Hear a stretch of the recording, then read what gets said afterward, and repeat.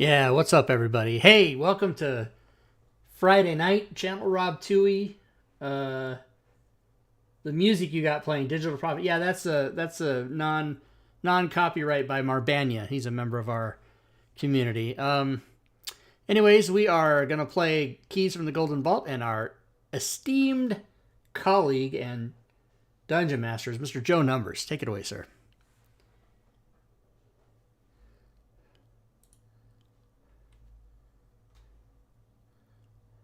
Yeah, Fury is not here.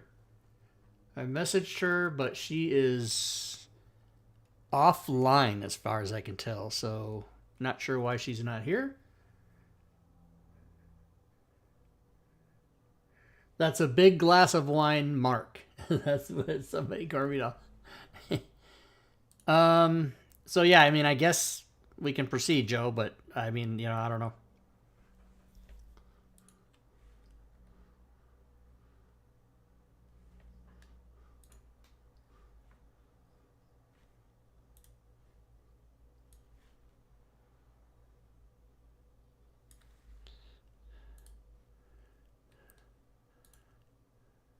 Oh no.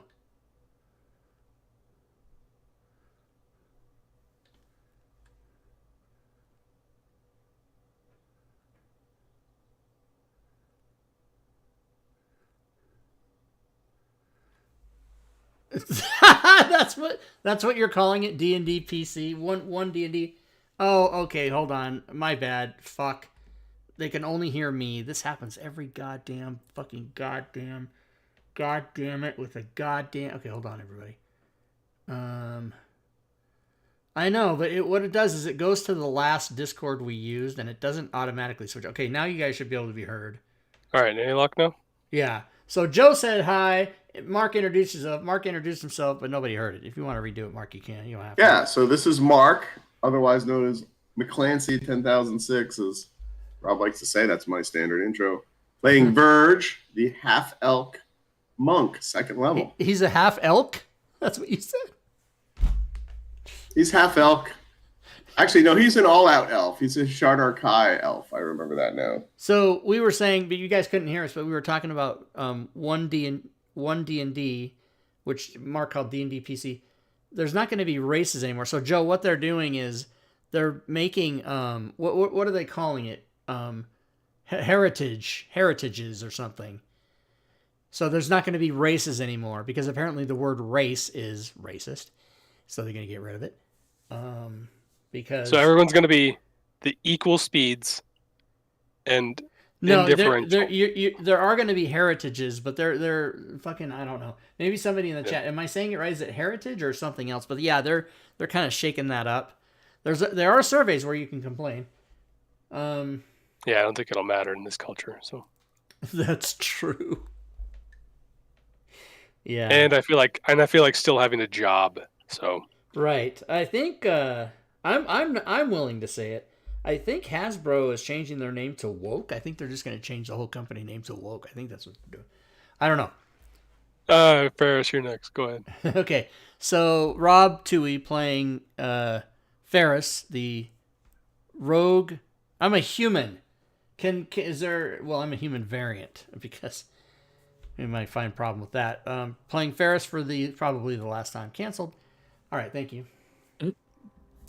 And Maury. Hey everybody, Havoc. I'm playing Maury. He's also human, playing a rogue. And yeah, hopefully we won't get canceled, but whatever. Great. I'm trying to plan a robbery with Maury Povich and Ferris Bueller. Wonderful. Yeah. Wasn't Verge the guy that Ernest talked to all the time? Okay, Verge. Exactly. I thought it was Vern. Oh, maybe it was Vern. Yeah.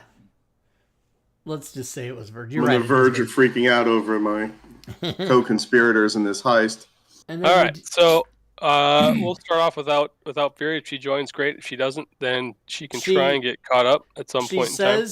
Fury says she's sick, but she's pulling herself together and to give her 5 minutes. So we can continue and she'll join in. Oh, yeah, that's right. She was sick yesterday. I didn't know she was sick. I I did add to each of your journals on your sheets an entry, should be the top entry, called Stygian Gambit.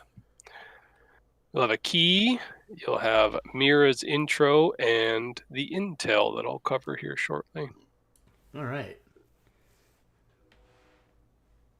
So you didn't do this last time just so you could pick your characters, but characters are all selected. I assume you guys are just sticking with the same ones for everyone? Yeah, I think we decided at the end of last week we're going to stick with the same ones.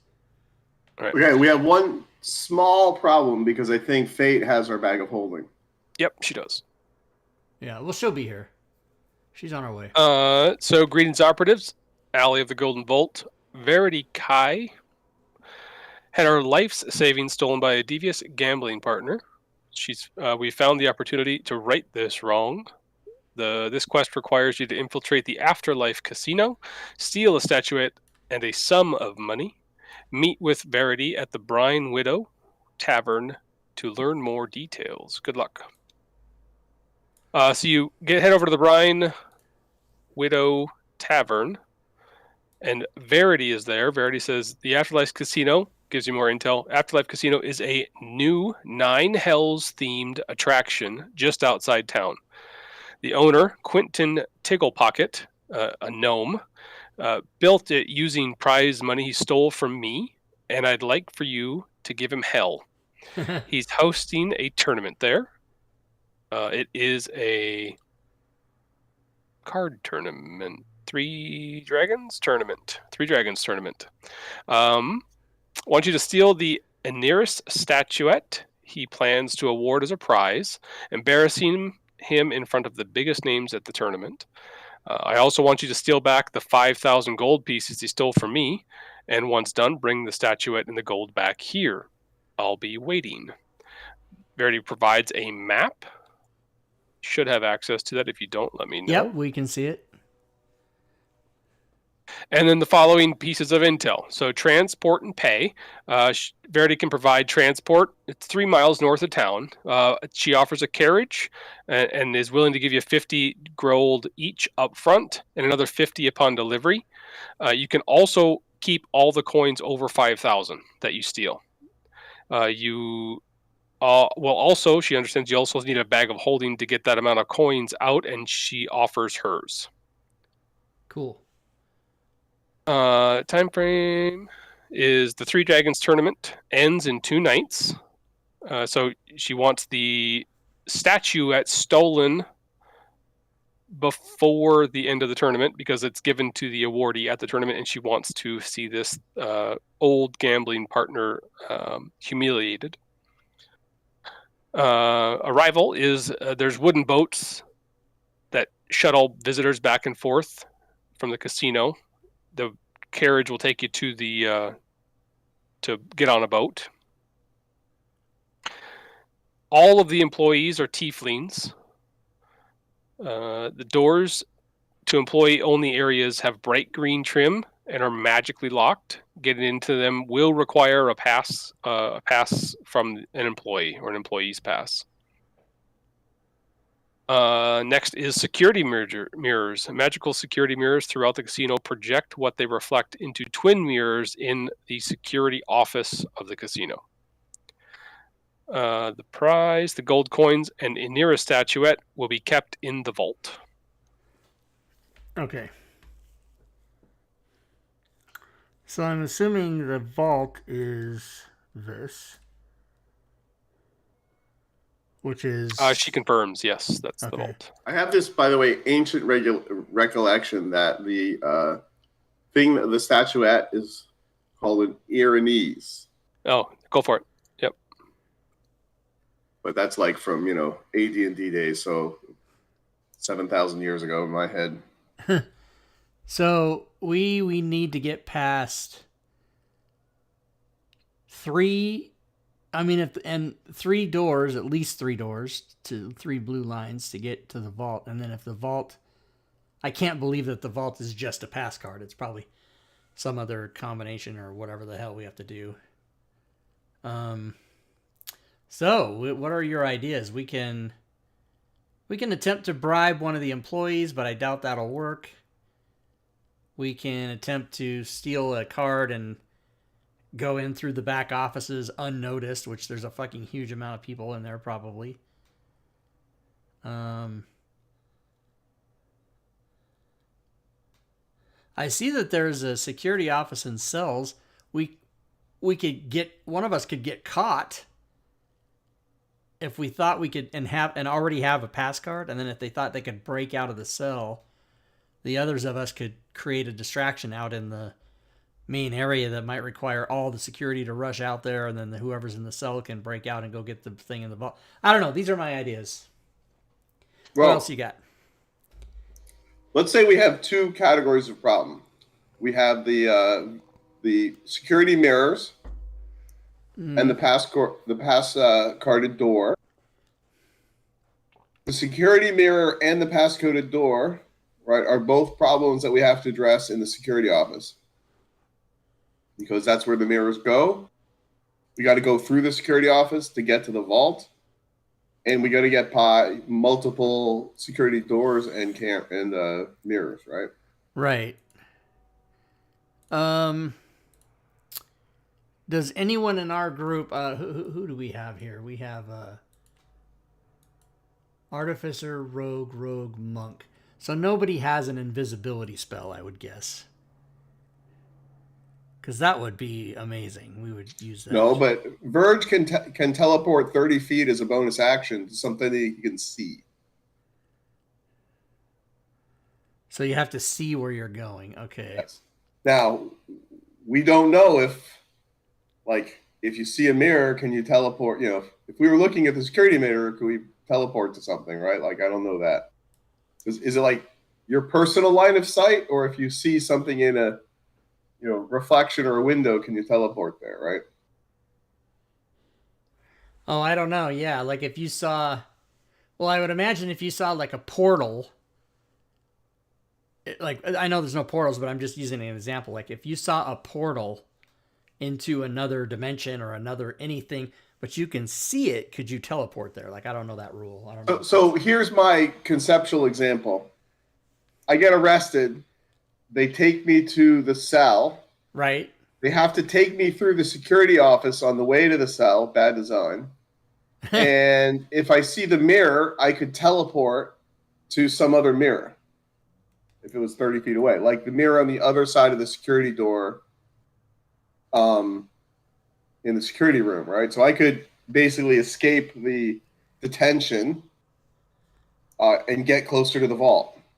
And they would just see me vanish. They wouldn't know where I went. Read your spell. Stand by.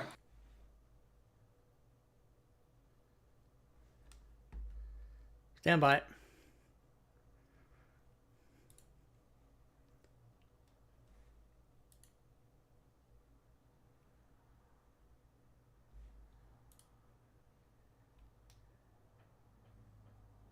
All right. Blessing of the Raven Queen. As a bonus action, you can magically teleport up to 30 feet to an unoccupied space you can see.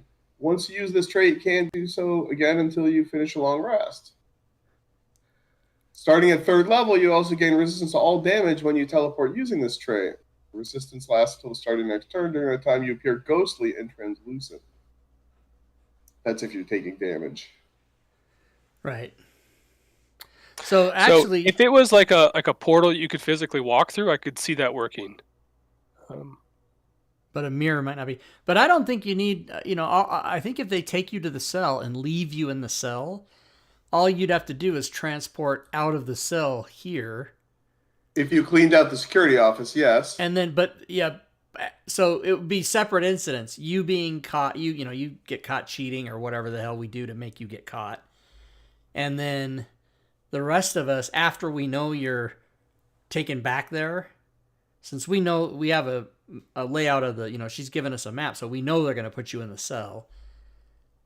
We can then create a distraction.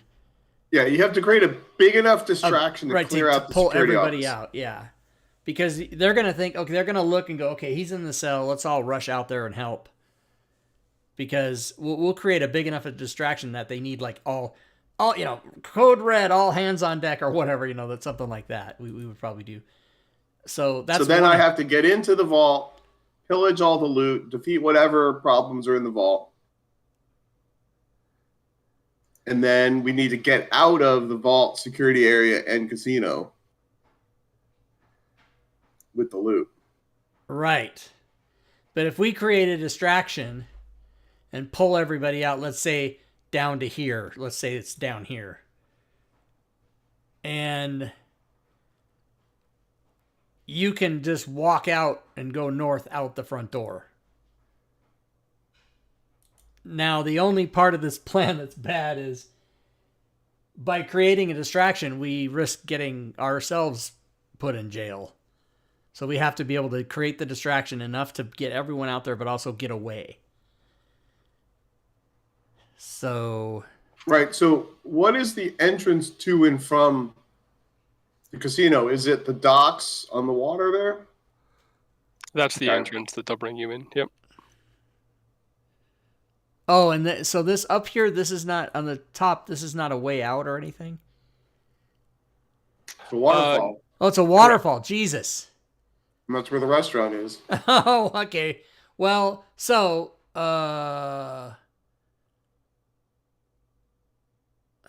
yeah, we would still maybe create the distraction down by the docks.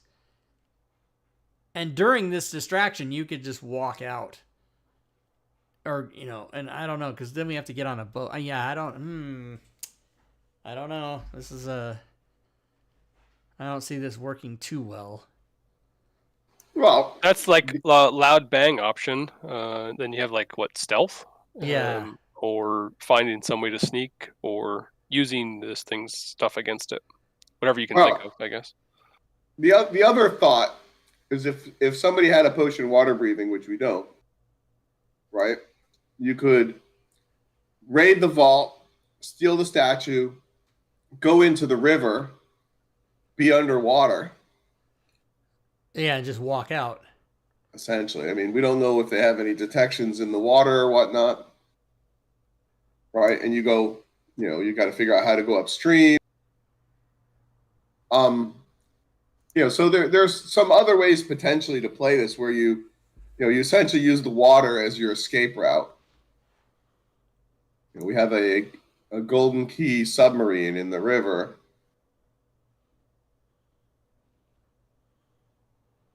Verity let you know that the waterfall's not a great idea for an escape route. No, I was thinking going back upstream. Yep, she just makes a comment. Yeah, Okay, great. And what do we think the total staff, people in security are? Was that in the notes? It's not in the notes, but they'll have some security staff walking the floor, and you'll have staff. They all wear the same outfit. They're all tieflings. They're going to be throughout the building.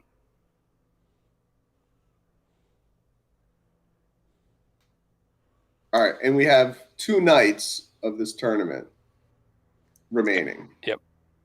So Tonight we could and have a tomorrow. recon night. We could have a heist night if we needed. Yep, it doesn't have like a hotel or anything, so you're heading back to town and back and forth, but transportation's been provided. So yeah, maybe we go stake it out. That might give us like advantages on our checks or whatever if we have prior knowledge. And then figure out exactly what we want to do. Because we've been provided this rough map, but if we go in and see exactly, and we can mentally calculate, okay, it's 14 feet from this door to this door, whatever we need to look at to be able to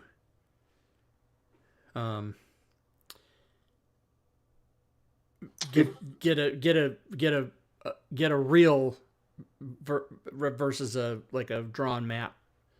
Somebody If probably Fate doesn't show up, we need to hire an illusionist. She's connecting to the table. It'll be a bit. Okay. So, what about posing as a like an inspector, or do we think we can get away? You know how that you pull that old scam where they go back and they show you the offices and you got your clipboard and you're like, okay, everything looks good, but then now you've seen everything back there. Any reason? Very to let you know that these it's outside. The place is outside town. It's not subject to the town rules. But Unregulated. Okay, so there's no. Okay, so that wouldn't work. There she is. What about Hey, posing Verity. what about posing as somebody's liaison for some rich dude, and you need to see the security features before he brings his money to this tournament, Oh my God, that's a great idea. and make it a substantial amount of money. Yeah, make it like 50,000 gold or something. That's great. the pretty standard practice would be if you're staking a large amount, the house would hold collateral in its vault. Yeah. Right. Yeah. So, but we want it before we say, all right, here you're going to hold our gold. We want to make sure the security measures are tip top. Yeah, so we I'm could go handy. in. I could see that working if you had something to put in there. Well, we would just So say we'll we take did. we'll take the gnome and we'll spray paint her gold, and we'll say she's a statue. This way, she'll already be in the vault. There we go. Dying of asphyxiation. But I was, we could say that we're gonna bring the money tomorrow, but we're the advanced, security team here to verify that the vault is good enough, and we need to see it in action. And whichever one of us has the highest charisma can be sort of that. So Verity, who is being invited to this tournament, and what are the stakes they're playing for? Playing with.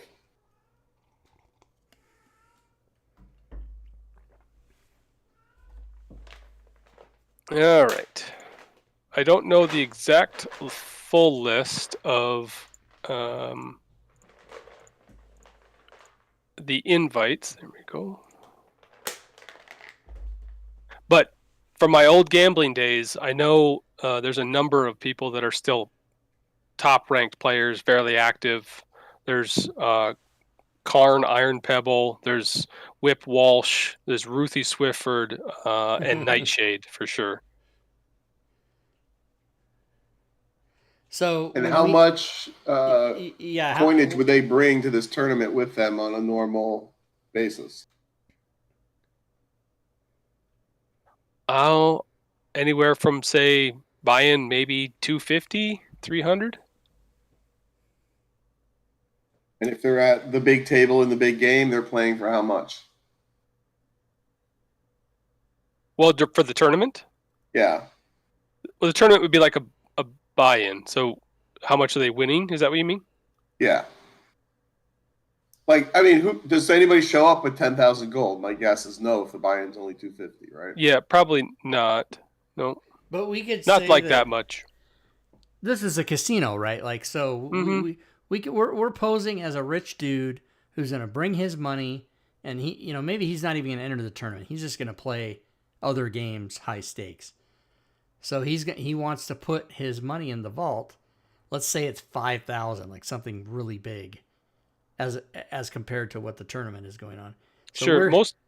So I'd say she can let you know that most games of the games that are going to be played in here, there's a race game using rodents. There's going to be slots, and there's going to be the poker tournament that's going on, or the whatever the fuck it is. Tri-Dragon. Yeah, Three Dragons tournament that's going on. Let's say it's Three Dragon Ante. There's Life or Death. It's a dice game. That one, I mean, typical stakes at this casino are probably somewhere in the no more than 10 gold a bet. Okay. And then there's going to be copper slots. Okay, so maybe we bring it that, whatever the amount is that seems impressive, we can figure out. But we're going to go say, hey, I'm a rich dude. I'm going to come back here tomorrow with my money. But I'm not coming here unless I know it's secure. So I want to see your vault, and I want to see your operation so I can bring my money and be safe, be calm and confident tomorrow when I actually bring it. It's, you know, basically we're doing Ocean's 11, right? We're gonna scope it out and then see what's up.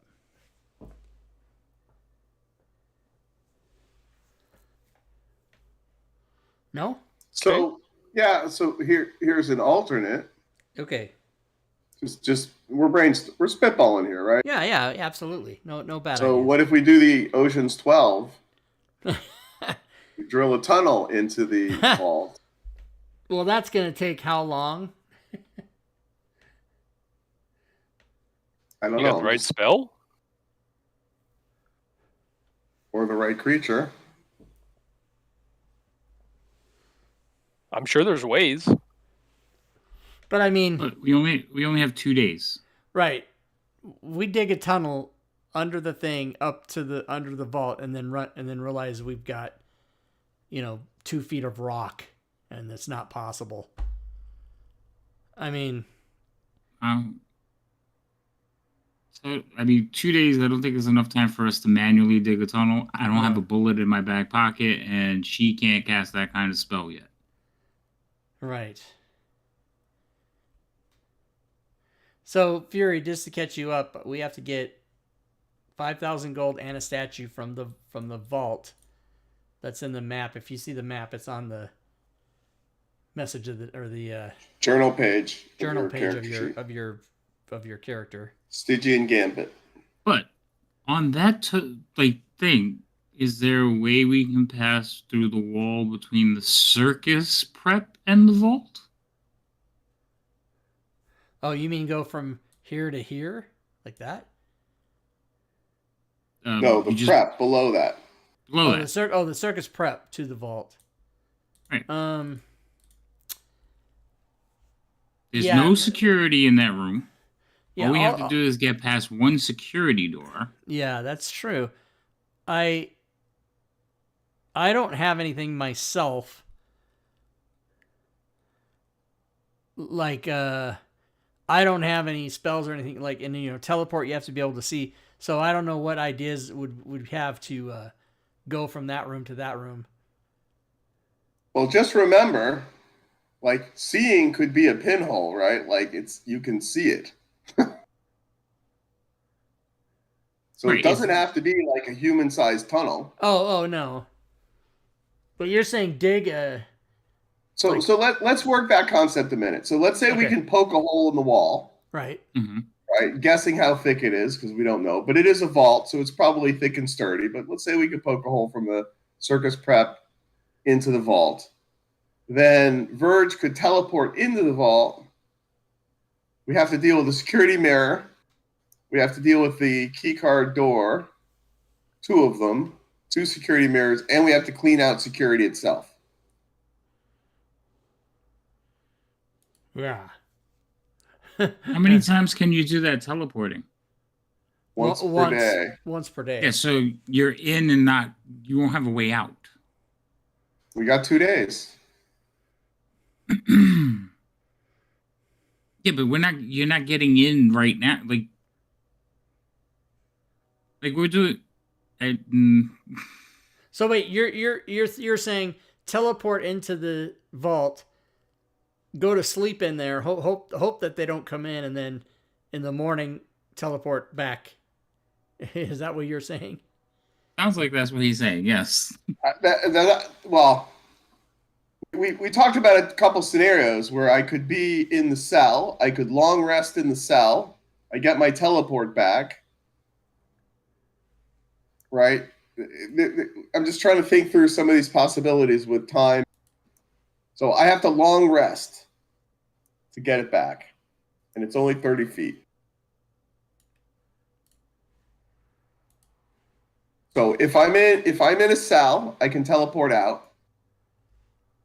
If I try to break it, so maybe we could do. Well, Yeah, but so if we got you into the cell, you could teleport out of the cell. But what good is that? Because you still have to go through 2 security doors, past 2 mirrors. yeah, I'm not disputing that at all, right? So part of that concept was to clear out the security office with a bigger distraction, so that everyone had to go respond to the distraction. Yeah, but let's just avoid security altogether. But if you go to if we could figure out a way for you to go to and from the security prep animals room. The only security mirror involved is the one in the vault. There's not one in the security room. And do we know, Joe, do we know that the magically locked doors that require a passkey, are those both ways or just to get in and you don't need the passkey to get out? Like they're going to be both ways. Yeah. Okay, so you can't get out, you can't get out this door without the passkey. All right, yeah, we're gonna be planning this forever. I mean, I don't know what the best idea is. Well, I mean, we're spitballing ideas, but I also think we need to go stake the place out. Yeah, I do like the idea though that whatever we decide to do is minimal personnel, like one person trying to do it. I do like that because it'd be too crazy. The bag of holding, and I can distribute the gold that she's gonna give you up front here too. Okay. Bag of holdings in the party sheet. So I would Whoever's say, gonna take it. yeah, I would say bag of holding should probably be Verge. Does anybody have skill in disguise? Could we become one of the tieflings? Ooh, that's a good one. I have false identity. But all that is just a second identity. It's just I have a second identity that includes documentation, established acquaintance. So I can pose as someone. So if we did the rich guy thing, I can do that. But additionally, I can forge documents, including official papers and personal letters, as long as you've seen an example of the kind of document or handwriting that you're trying to copy. So I can do some kind of, fake ID shit. But Is there any magic spells that change you into something? I thought there was one. There is like a disguise spell. Disguise self. I don't, but I'm a rogue. I don't have spells per se, right? Does anybody else? I know we have another rogue. We, by the way, well, I guess we started. I guess we're committed to the characters we have.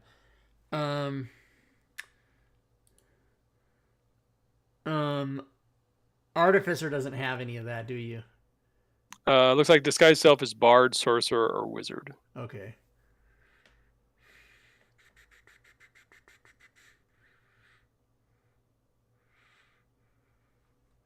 It's like scrolls or potions are certainly going to be an option for you guys.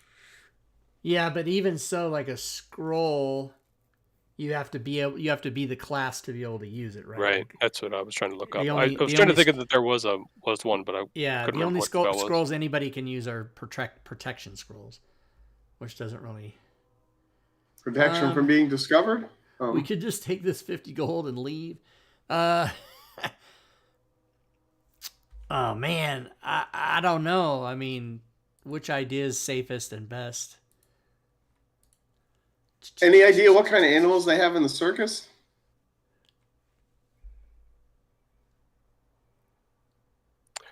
She's heard tell of a lion and some apes. A lion getting loose in the casino feels like a good distraction.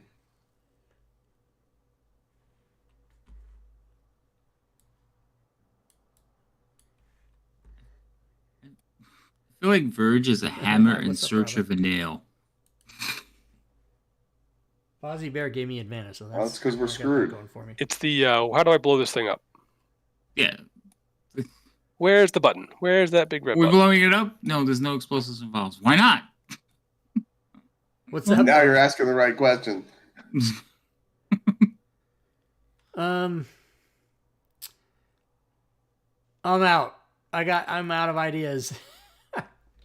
That's all I got. All right, Bimp, your turn. Bimp got nothing? No. Maury said I can't come up with any more ideas since the last one. He You said made he- it out. You made it out healthy. No, that's not what I said. I said we are not pairing up because you deviate. And like messes with my anxiety. She's a deviator. I mean, Oh. I can blend into any type of like rocky surface Oh. because I lived underground for a while, and I had this bag of fuzzy balls that turn into animals. You can When you say I don't know what type of blend, animal, but they turn into animals. like when you say blend, do you look like the surface, or you can blend into the surface? Right. Are we talking camouflage or are we talking you can move through rock? No, just camouflage. That could still be good Yeah. because we could go in there and then she can't be seen and then everyone leaves and then she just fucking does shit. That's a good. Hey girl, hey. Well, I I'm mean, really do people ever leave a casino? Yeah, it's open 24/7. No, but I mean there's certain rooms that might empty out like the Like the spa, maybe. Yeah, the employee lounge might empty out, whatever, and maybe the circus prep room might empty out.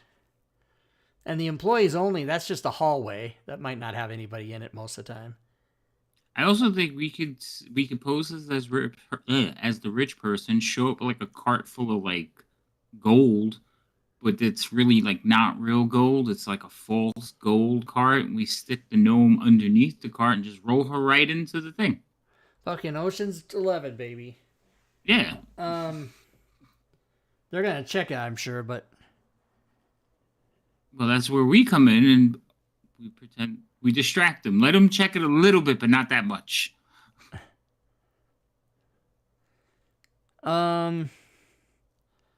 So we get her. So she gets in there, Right. and then what's the next step? She steals she puts the stuff in the bag of holding, Yes.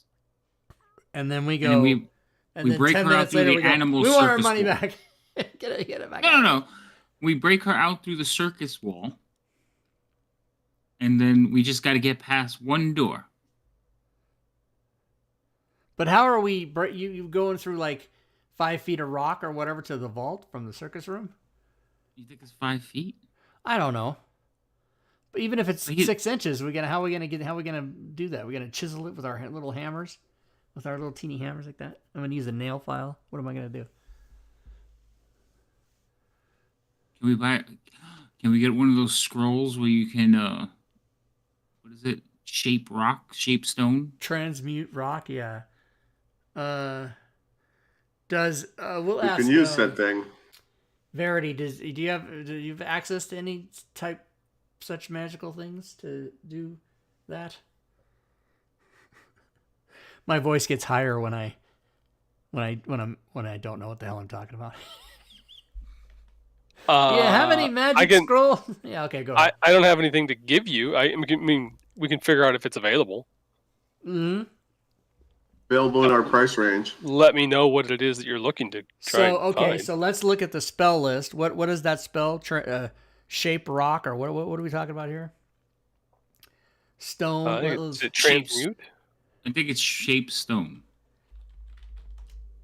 I think.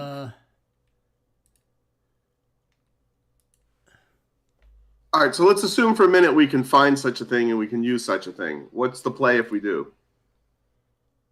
Oh, if that's the case, you're too big to stick in a bag. Wow. So there is meld into stone, but it's a level 3 spell, which none of us can cast. Investiture of stone. How about how about this? We take over we find one of the guards that look like McClancy and we swap them.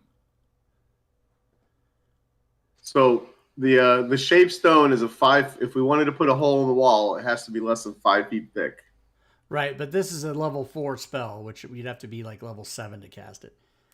He's talking about shape stone. Yeah, what's it for? Yeah. So all these and we don't have anybody who can read it because we don't have any druids, clerics. Mm-hmm. Are they hiring? Wizard. It looks like they're all tieflings. They're all tieflings. Oh, so they only hire tieflings. There's no such. Are they actually tieflings, or they just look like tieflings? Oh, Is it a costume? because it's a themed casino. Yeah, right. Yeah, it's a themed casino. Transmute Rock, Robin says. Yeah, Transmute Rock is level 5, so you'd have to be level 9 to cast that. She also says Mold Earth is a cantrip. But it's not that great.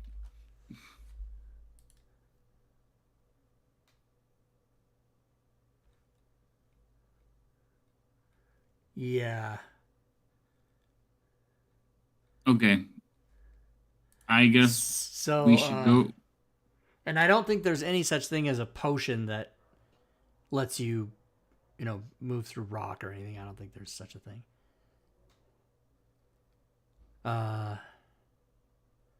So we put her in there. She goes in. She gets the So you're stuff thinking like stiff someone in a in a like a wheeled cart in a secret compartment or something. That how you get a cart in there, but you could probably do something like a chest that they could carry into the vault. Is that what you're talking about? With the false bottom. Yeah. That weighs how much does your character weigh, Fury? Let me look, because I actually did do all the math for that. Yeah, The good news is gold is heavy. Probably Right. weighs less than a gnome. Without my equipment, I weigh 40 pounds. So it would be only 40 pounds more than it would normally be with a chest full of gold. So that's not bad. We would probably get away with that. Well, we would structure the chest so if they look at the chest, the top layer is full of gold, which we don't have. But if it was full of gold, then the bottom is where the gnome is. Well, right? we do so have the whole 200 chest gold. would be. We absolutely have 200 gold. We have at least 200 gold in the party, right? Okay, let me rephrase.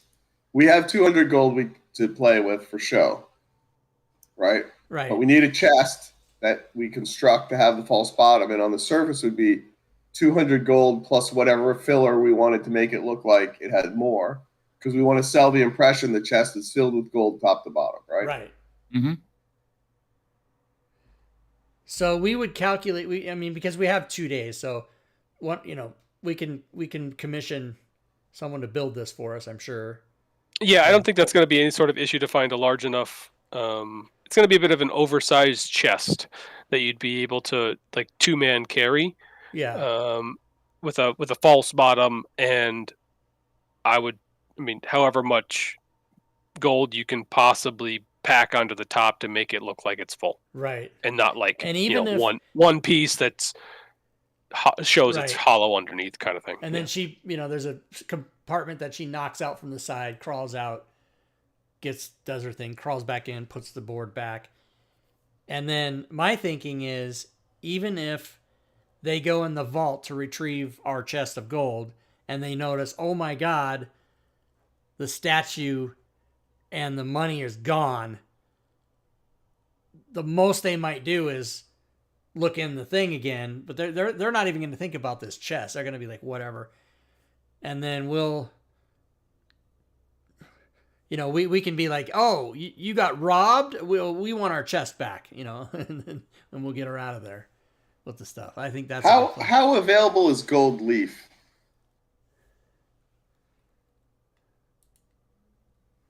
I would think not very. Not very. Like you could like gild it, I suppose, like cover it in gold. But yeah, that's what I mean. Like if we got a coins. whole bunch of copper pieces, wrapped them in gold leaf, and basically did a swap-a-roo, so that we replaced their gold coins with gold leaf wrapped copper coins, they wouldn't notice that they were gone. And the same thing with the statue. Potentially, yeah. Like we make a fake statue, wrap it in gold leaf, and we just do a swap, and they don't even know they were robbed.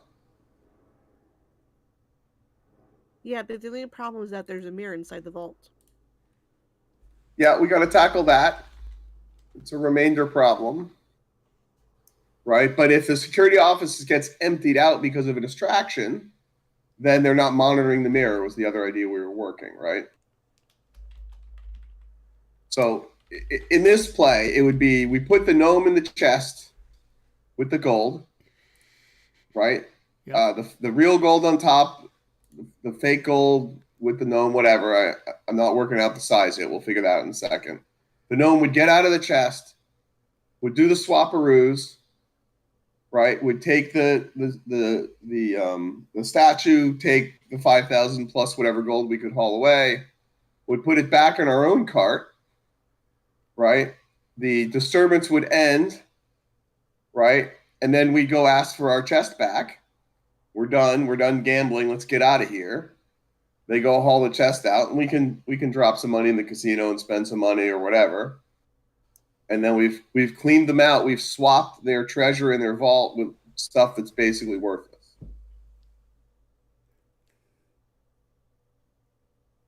Well, they're going to be Thoughts? missing. So how they're does gonna- how does Go the ahead. gnome get out? We ask them. We finish our gambling. We say we want to take our chest back. We're leaving. So like, I guess a casino is going to be used to handling gold, right? And they Right. So essentially, it would play like this. We say we're going to show up with 10,000 gold pieces in our chest. We're going to gamble it. We're going to gamble the real gold that we have because they'll check it, right? But we have a chest filled with fake gold and our gnome. There's a big distraction in the casino that we cause, right? That clears out the security office. The gnome does the switcheroo with our fake gold, our fake statue, puts the real gold, the real statue in the chest, goes back in the chest. The disturbance ends. We finish gambling, and then we go ask to retrieve our chest from the vault. You guys can't even maintain order. We're leaving, kind of deal, based on the ruckus. The workers at the casino go retrieve our chest. We leave the casino with our chest, which has now been switcherooed, the contents. That's the working concept at present.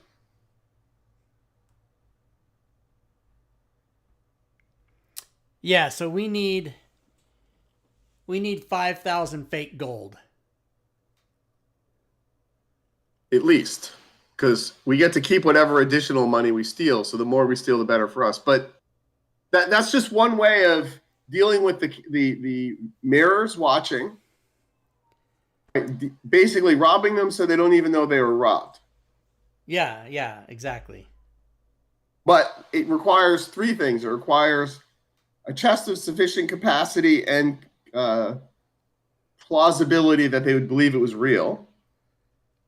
It requires a chest the gnome can get in and out of. It requires enough gold leaf to make the fake gold pieces. And then there's a cost for all those, right? I think maybe we might be overcomplicating it.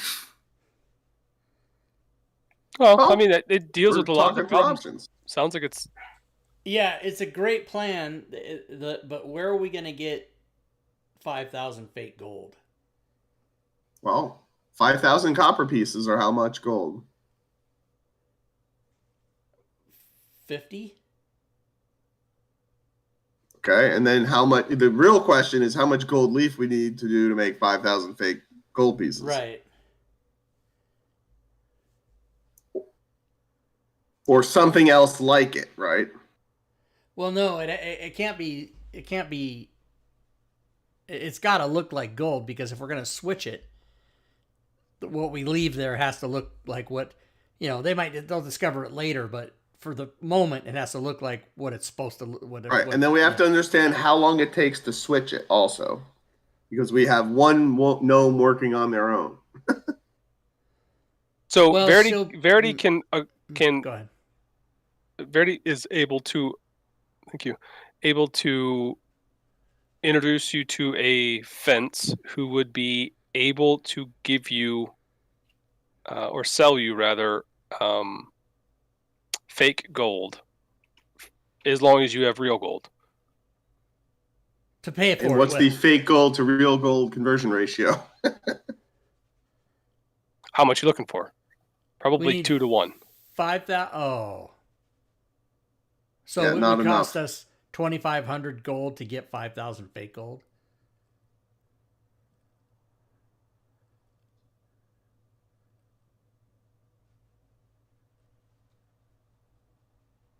All right, let's call Oh. that an option explored and abandoned then, I guess.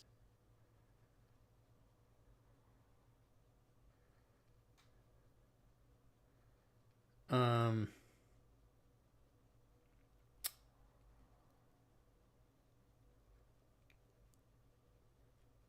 You could look at. I mean, the other thing that they're going to store in vault besides gold is going to be like jewelry. yeah. We see any jewelry in the museum we robbed yesterday?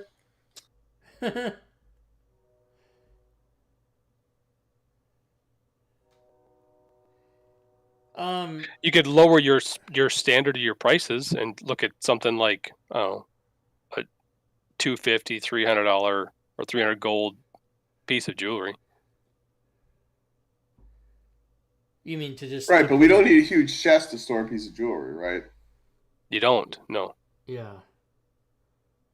But that would be So able to get. I mean, yeah. If you're looking for a way into the vault, I guess that's. Let's back up a minute and go to the previous one where we don't fill the chest with gold. We just put 200 pieces on the top, make it look like it's full.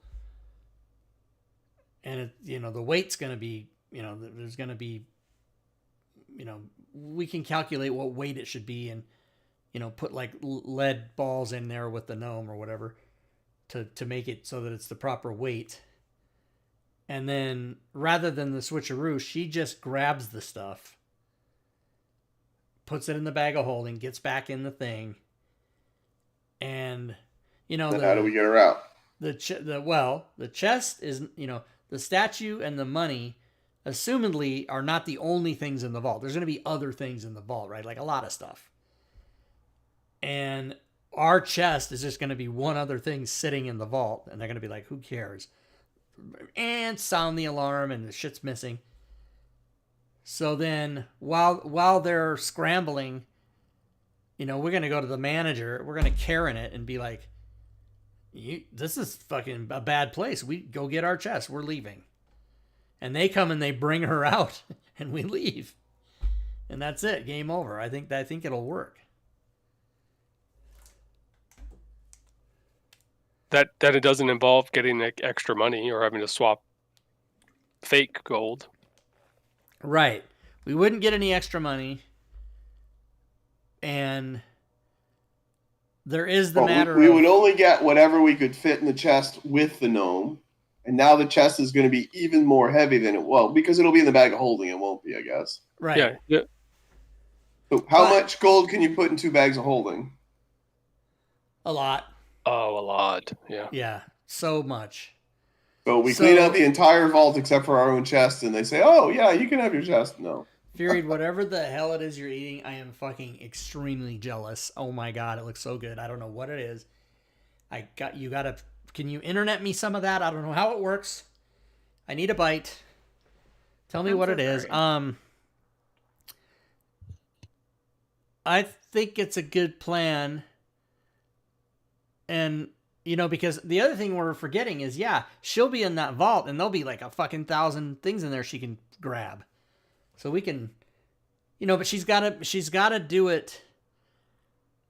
I mean, I don't know. If they go in the vault and go, oh, fuck, we've been robbed, I guess it doesn't matter how much they've been robbed. They've either been robbed or not. They're not going to go, oh, it's only the statue and the 5,000 gold. If there's other shit missing, they're going to just be like, fuck, we've been robbed. You know what I mean? Like, it's chaos either way. So she might as well just which is why I proposed, but we discarded the fake gold idea, because then they wouldn't even know they were robbed. Right. It's an excellent idea, but we don't have the means to pull that off. That I can think of. Unless, we spend a day making fake gold somehow. I don't know. I don't know how you would do that. But, Robin, same difference. But anyway, so far, in my opinion, that's the idea I like the best. So that's going to hinge on on them voluntarily taking the chest you have in the vault out. Yes, right? when we find some way to get them to do that for you. Right, but what I'm thinking is when they realize they've been robbed, they're gonna fucking go crazy, sound all the alarms and everything, and word's gonna spread throughout the casino. Oh, they've been robbed, and everybody's gonna know about it, and then we're gonna go, hey, you've been robbed. Fuck that. Go get our shit. We're leaving. Go get our chest right now, and be persistent about that, and then deal with if they go no we've been robbed, this is a crime scene, we can't take anything out now, then we're fucked. But Yeah, I don't know if that happens, like you're gonna have another crime scene down here when I murder you. Go get my fucking chest. You know what I mean? I don't know what we would do. They might get my claim, fucking chest. They might claim that they have to hold it until the authorities are here. It's a crime scene. They're outside of the jurisdiction of the authorities, so so it's they likely have no- just thug justice on this one. Yeah. Yeah. So then I'm gonna be like, Then we lose that too. go get my chest. That's gonna be my catchphrase. Go get my gnome. I mean chest. Do you think it might be worthwhile thinking of a different way to try and get that gnome out if that doesn't work? Yes. Probably, unless we don't like the gnome, but yeah, we need to succeed on the mission. You like the gnome because she's got all the shit you need. Right. Like we can actually, we can lose the 200 gold inside the top of the chest. That's not a big deal because we're gonna get another 200 gold anyway. But she gets out with the 2 bags of holding is all we really care about. So if we can't get them to bring her out in the chest. Wait. Why are we giving her 2 bags of holding? She has one already. No, but Verity has one and she has one. Oh. Yeah, Verity gave you one. So I guess we're borrowing Verity's one. She said she could. So then we can just put a fucking massive amount of shit in that. And I think you can fit like 20 grand in. Yeah. I mean, it's gonna be insane. 1 bag of holding would fit 5, no problem. Yeah. So It's got some sort of like weight thing, and I think it does. It has 5,000 pounds or so. I can't remember what it's. I think it's listed in the thing. Yep. So okay. So what ways would we have to get her? Yeah, just in case. How is she getting out? Yeah. How else is she getting out?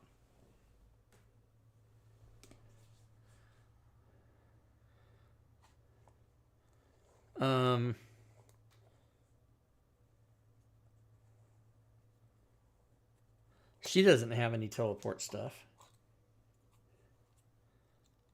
She's an artificer. Can you make something?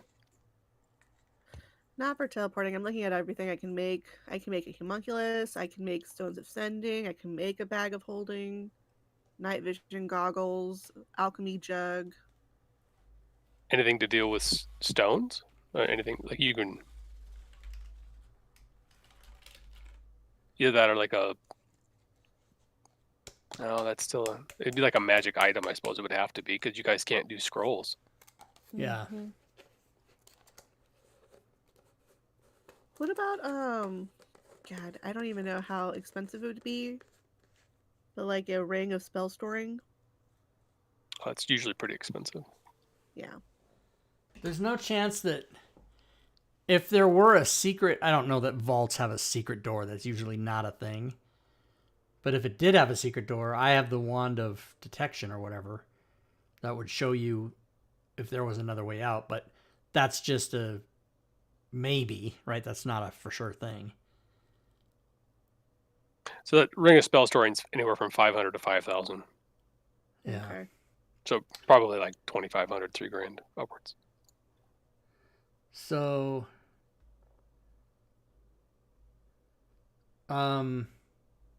any other ideas about how she would get out if we aren't successful on my catchphrase? Give me my fucking chest. Right The only now? thing that I could give for advice would be like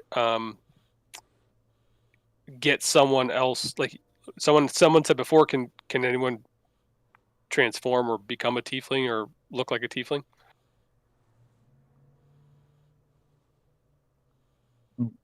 We need to I mean, as thieves, like we don't have disguise kits or anything, but it's a lot cheaper to do that than it is to like buy a sword. I do have a disguise kit. So not Cosmetics, even hair, small yeah, props let you create disguises that change your physical appearance. Proficiency with this kit lets you add your proficiency bonus to any ability checks.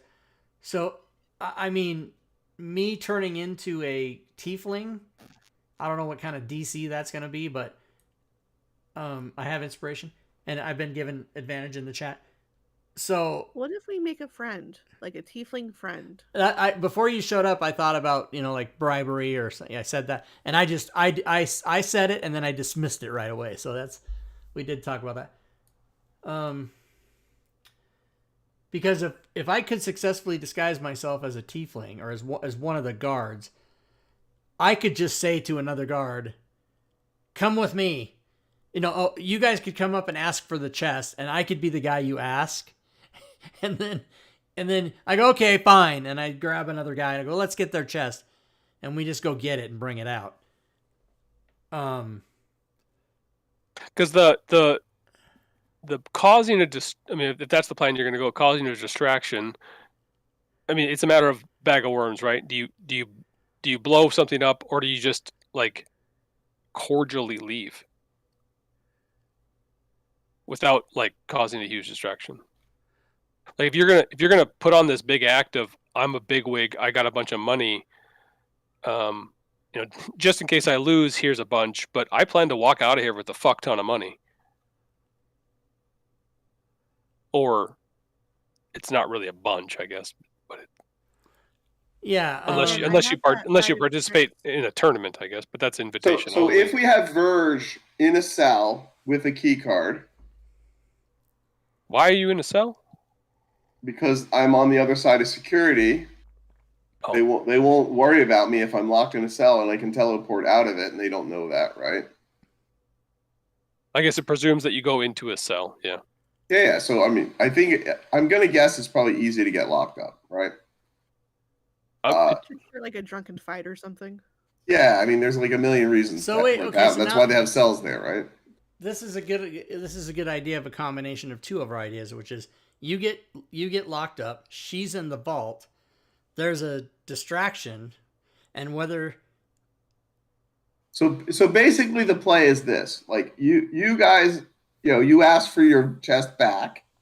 If they resist, right, then we cause the big distraction ruckus, big enough to empty out the security office, right? Then Verge has a key card.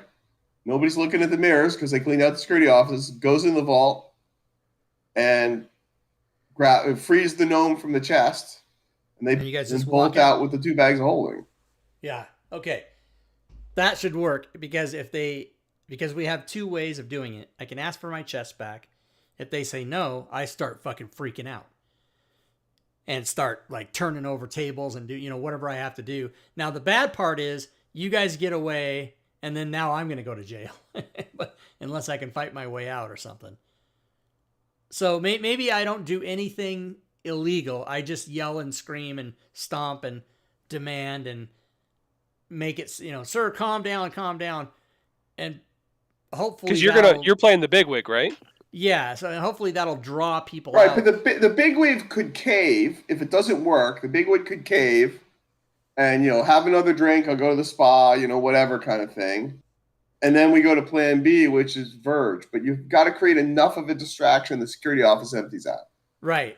So and Verge's go signal is the security office empties out. Verge goes and grabs the gnome in the vault. Right. Because the gnome won't have any idea what's going on. Right. So Verge just needs to worry about disguising himself as a tiefling if it's the needed. No. My point is Verge can be Verge. So Verge is pre-positioned in a cell. Right? Security's I still don't understand why you go into cell. That's you. Huh? I still don't understand why you voluntarily go into cell. But that's you.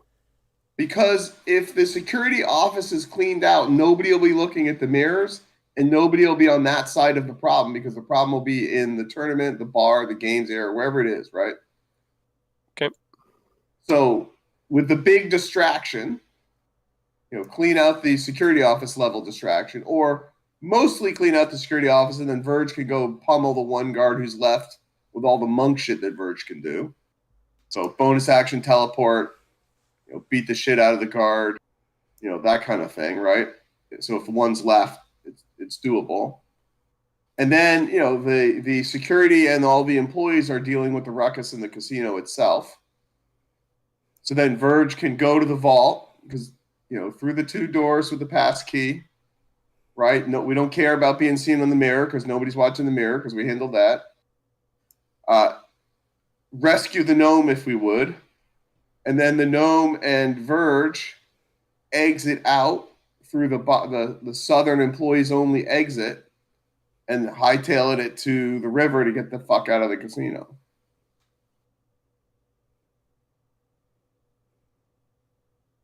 Okay.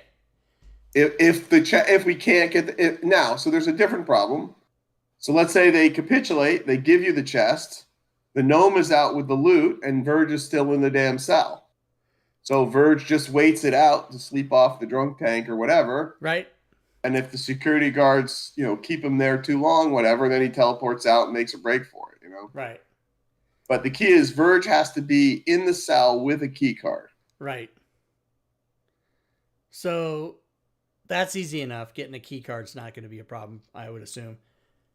And the only thing I can think of that we missed is the gnome in the vault putting the shit in the fucking bags of holding, and there's a mirror in there. There's a security mirror. They're going to see her do it. So what about that?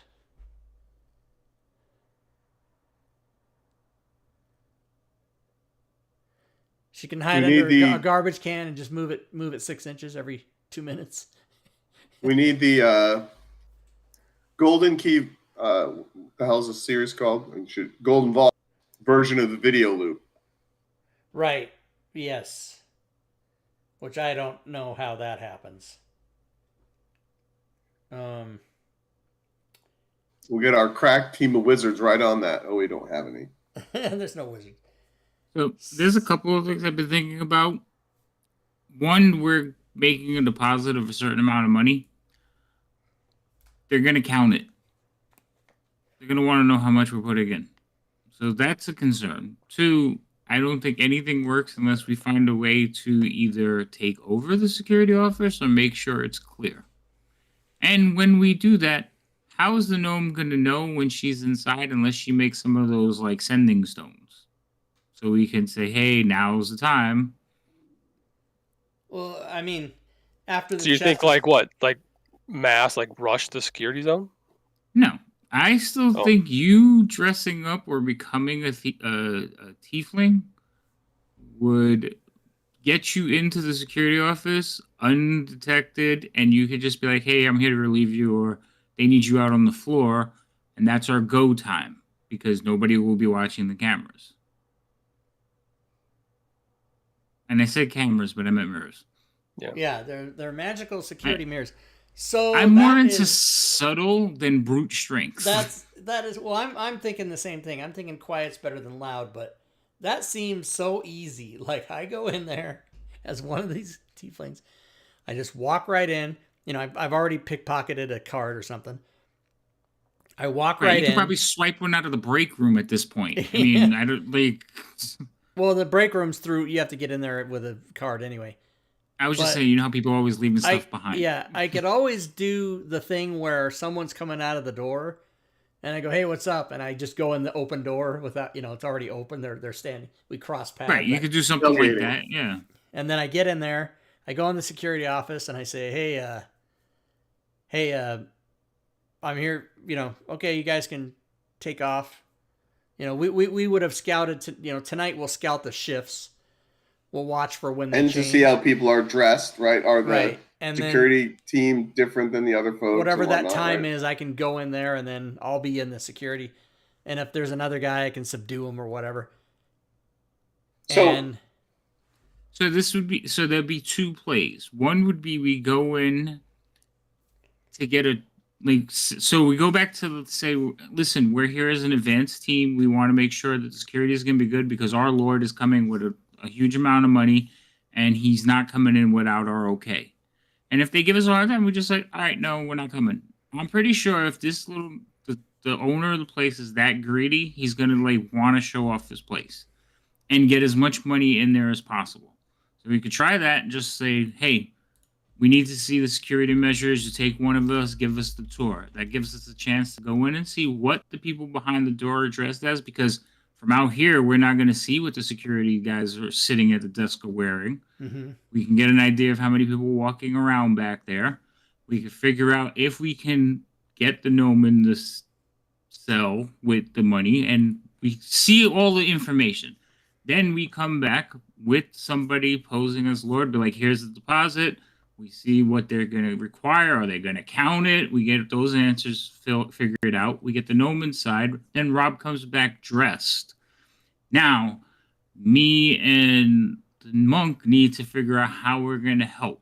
We might want to scout see how thick that wall is. Can we dig through it? Survey that scene.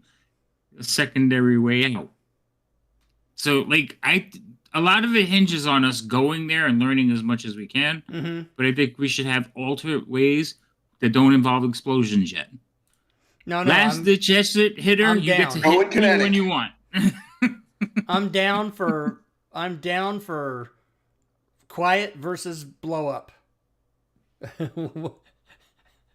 You guys get it. I gets it.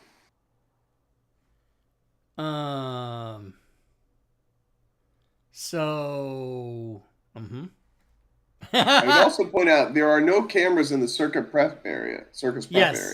We did notice that. That's what we were saying. If we have to dig through the wall, all we have to do is get in there. Right. And avoid the lions. Well, I'm hoping we would hope they're in cages. Yeah, perhaps. Yeah, they're not just... So there's the employee break room, and then there's the circus animal break room. They're just wandering around. They've got a microwave and some counters and some chairs. No, they're going to Hey, Bob. Meat on a stick. Yeah, hey, Bob. Yeah. It's the thing of the Warner Brothers. Hey, Sam. Hey, Bob. So, yeah, I like all that. We've got a day to case it, and then the next day to do it. So, yeah, let's do that. So then that is casing it, right? Casing it for this evening. Mm-hmm. Part of the casing is we're going to pretend. Well, we can all pretend. So, yeah, we got to be two separate groups or three separate groups. Since you're going to pretend to be the tiefling, Rob, with your disguise kit, maybe McClancy should do the tour. Okay. Because he's beefy. He looks like a security guard type person. Right. Yeah, I'm just a human size, and I think disguise kit isn't really going to change my size. It's just going to change my appearance. Are you doing a disguise in the first night? No. No. Okay. Because if I do that and they discover me, you don't fucking work it, you know what I mean? After a few hours go by and we have to also know enough about how they're dressed and right. What you should do, Rob, on the first night is maybe get really close with them so you can really investigate. These horns, they're amazing, and feel them out. It's wow, wow, and then find out it's they your come ears off. Always that. They come off because they're not tieflings. It's just a theme thing. They're all humans with their headdress. You should thoroughly go around filling up all the tieflings and be like, "Oh, this is amazing! I love your eyebrows." Yeah. What am I doing here? What is this? What am I doing? I'm running a bath. Calm down, everybody. So yeah, this way your disguise kit will be your disguise will be even better because you'll have that intimate knowledge. Right. All right. So we're going to recon on behalf of our Lord with all the gold. That's our Lord of Moneybags. Yep. Just me alone. I don't know. It's either me and you or you and Fury. It can be. But whoever's Whoever's But not going it can't be with you. Fury because she's going to be in the damn crate, right? Yeah. No, we do. Well, no, but she can go the first day to say, "Hey, we need to Okay. see the Yeah, fair enough. place." We're not dropping the crate off till the next day, and that's when Right. we all go in undercover.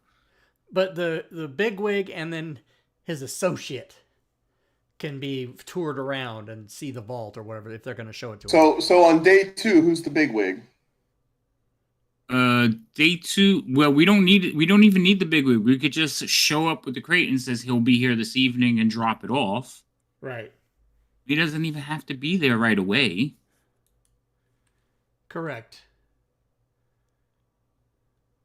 All right, I need the timing playbook. Or not at all. And Huh? Well, maybe the fact that you right now, the big wig is to get us in. So now, if everything goes well, we're in. This is to get out.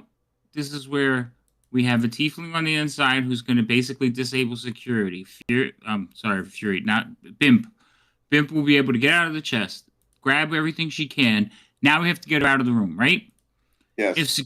If we got more than one card, or if we had one card, he disables security, he gets the room cleared. He has a hallway all to himself. He can run down the hallway, open the 2 doors, get her out, get back to the security office. Now we just got to get him out of that room. And honestly, that doesn't, a big cloak would get her out of the room. Or a bag of holding. That's usually not a good idea. You could just hold your breath for 10 minutes. We'll put a straw sticking out. A bag of holding with a straw sticking out the top of it. Amazing. I'm going to see that at McDonald's next week. I mean, there's got to be a mop bucket, something small enough that you could just shift your outfit from security guard to regular floor worker and roll her out. It's time to change the things, and you just roll her right out the front door. But we got to look. I'm guarantee you there's a way that you can shift from security guard to regular employee and roll her out the room. What we'll also make sure is that the wall in the circus prep is not as, if it's too thick or if it's possible to use that wall to get out there. Okay. So we do need a faked note from Ferris on behalf of our lord to the manager of the casino, right? Thank you for the follow. Welcome to the stream. I'm not even going to try to say that name, but welcome. Holy moly. I can't say it. So Ferris is going to have to forge something from a lord. I can. I mean, that's easy enough. That's our letter of pretense to show up of my Right. intention to come and use your fine establishment, blah, blah, blah. Right. We can absolutely. We'll do get the that. D&D version of ChatGPT I mean, to write it. there's You know what, though? You said this place has, outside influences. Would it be better to pose as, a crime lord?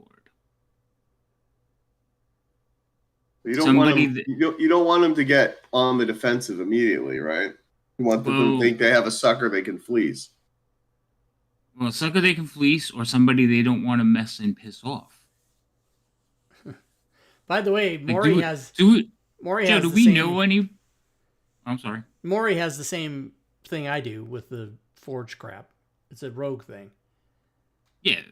I was gonna say, Joe, do we know anybody a lord that has a lot of money, is known to gamble or to be extravagant, but is not somebody that you want to actually piss off? Generally, you don't want to piss off any lord. Okay, so they're violent here too. Good. All right, then we could use any lord. Yeah, I mean, there's a reason they're a lord. But... All right, so then so we could stick with lord. We'll just pick somebody we'll just pick one that is known to be a little bit flighty as far as his spending habits, but you might not want to mention it.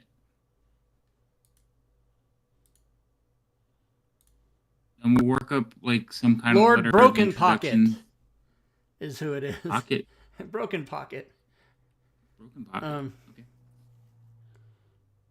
Yeah, so we go in the first day with the paperwork and the intent, and then I feel everybody's face, and then hopefully Verge and his associate can get the tour, and then that's our casing. When we come back the next day, I just come as a security guard. We do the whole thing with trying to get the chest out. If it doesn't work,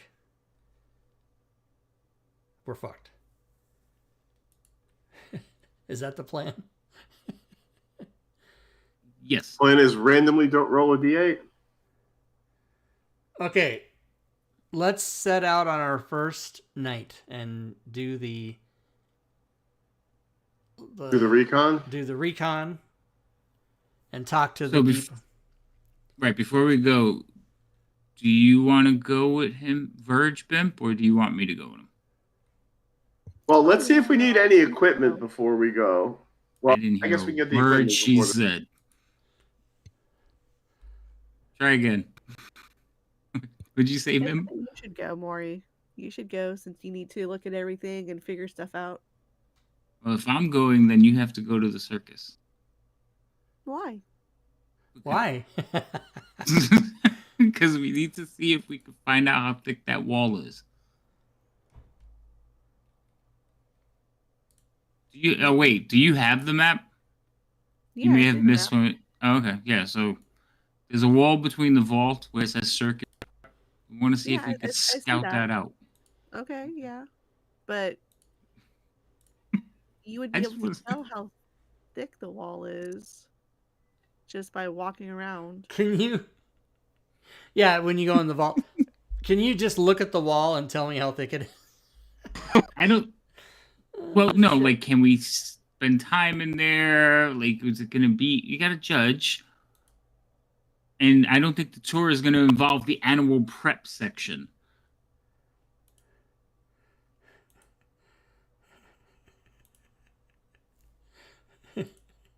I'm pretty sure that if you leave Bimp alone, she's gonna do whatever the fuck she wants. Sorry.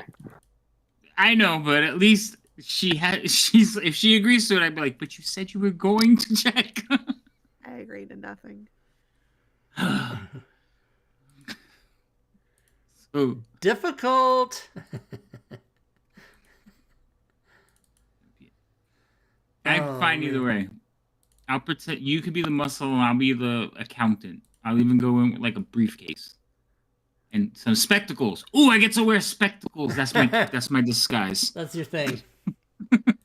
All right. Yeah, so I think we know how this goes, and then we just have to hope that it works. I mean, we're doing a robbery. You know, it's not supposed to be something that's just automatic, but we should make it. This should be the best plan I can think of so far. All right, so if we're gonna go scout out, you guys can get into whatever disguises or assume whatever. So we're stuff. making the letter of intent to show the manager that we're bringing the bigwigs money, and if we need details on that, we can say them. But that's the idea, and then, All right, so Verge changes into his fine clothes. yeah. Okay. He looks like, a retainer of a man with means. And first day, I'm just going in as an interested patron, and just gonna be like having a drink and talking to the staff, and that's when I'm gonna talk to as many different staff members as I can and be like, oh, what's it like to work here, and all that shit, and try to just suck in all the information I can about. Oh, is it what? How do you? What if you get robbed? Just like a regular dude who would ask shit like that. Okay. You take the carriage to a fork in the road. The fork in the road leads over towards the river. There is a landing area or a parking area for carriages, and you walk over to a dock.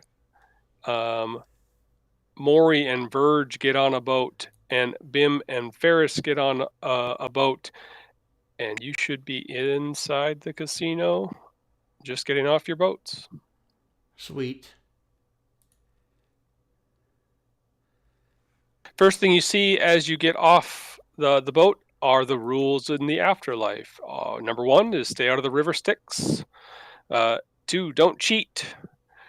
Don't accost or threaten other patrons or staff. Keep your weapons hidden or sheathed at all times. And only employees may pass through green trim doors. Win, win, win.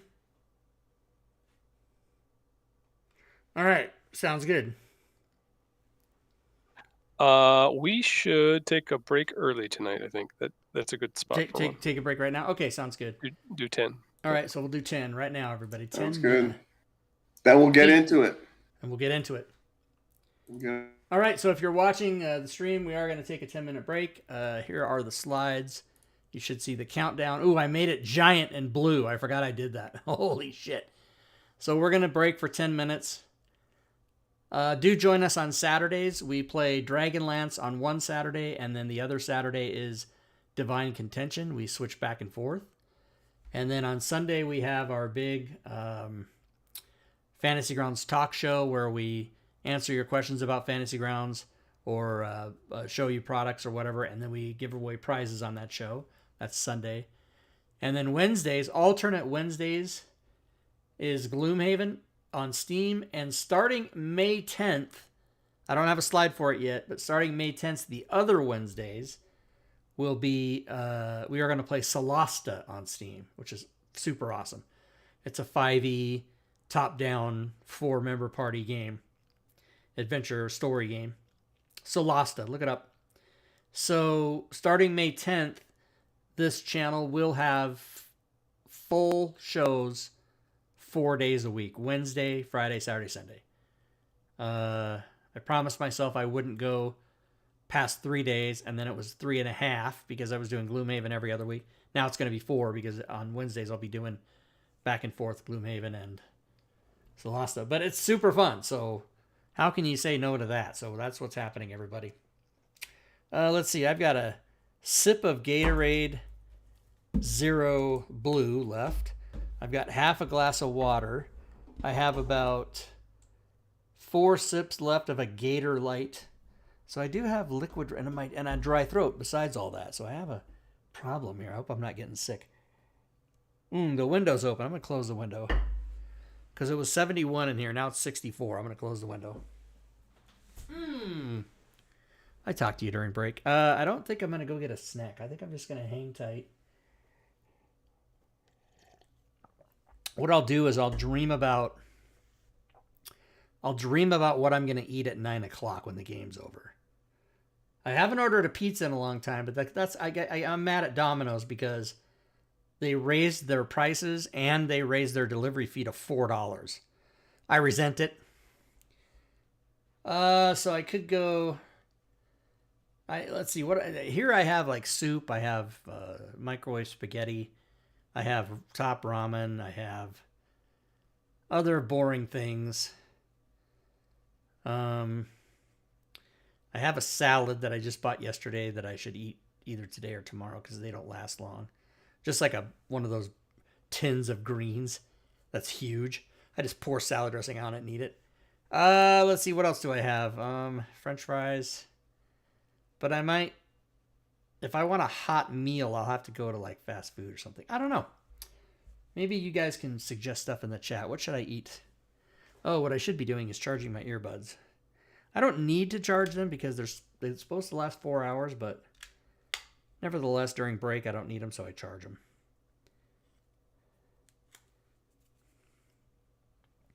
So, who's in the chat that can suggest what I should eat after the game is over? Is Robin still here?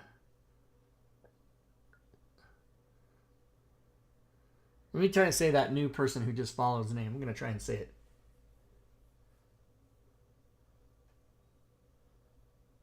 Sayoni Dracaris?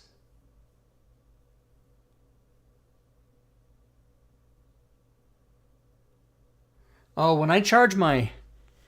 So the sound is jacked now when I charge my headphones? Really? That's weird.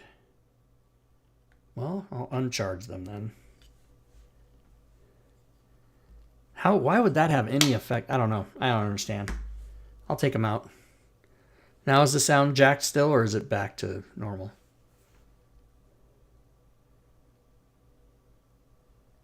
So wait, is the sound jacked or not at this point? It's fine, okay. I don't know why charging my earbuds would affect that, but I guess.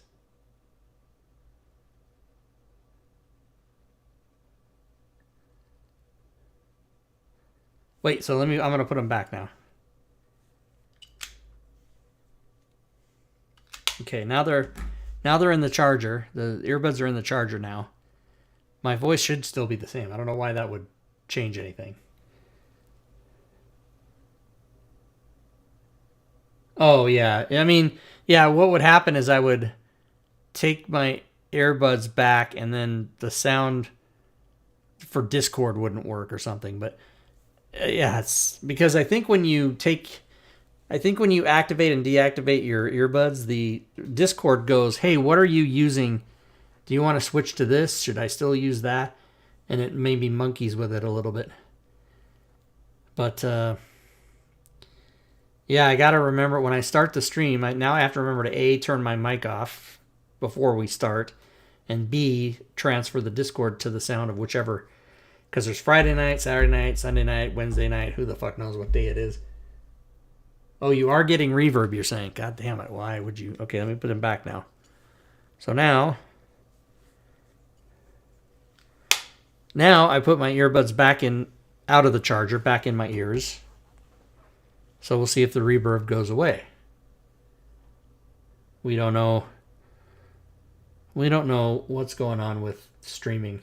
I've started streaming in October of 2015. So this October will be, 8 years? That's just insane. And I still don't know how to fucking work any of this shit. So now it's fine. So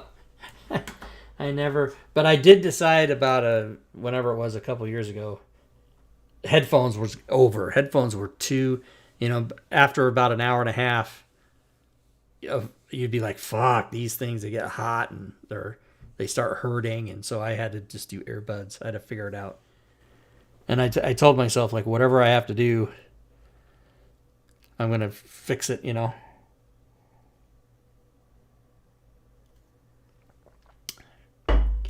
right, so I got a sip of water there. Yeah, it's weird, isn't it, Simbarchi? Here, I'm going to try. I opened this Gatorade this morning thinking I was going to hydrate myself, and I drank most of it. I'm going to try and finish it. Now watch, about 30 minutes before the game's over, I'll have to pee real bad. So I gave the kitties treats, and they ran away, and they haven't been bothering me.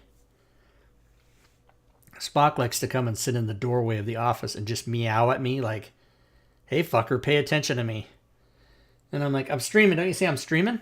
And so I try to get him to go lay down or something. These cats. Scratching up my arms.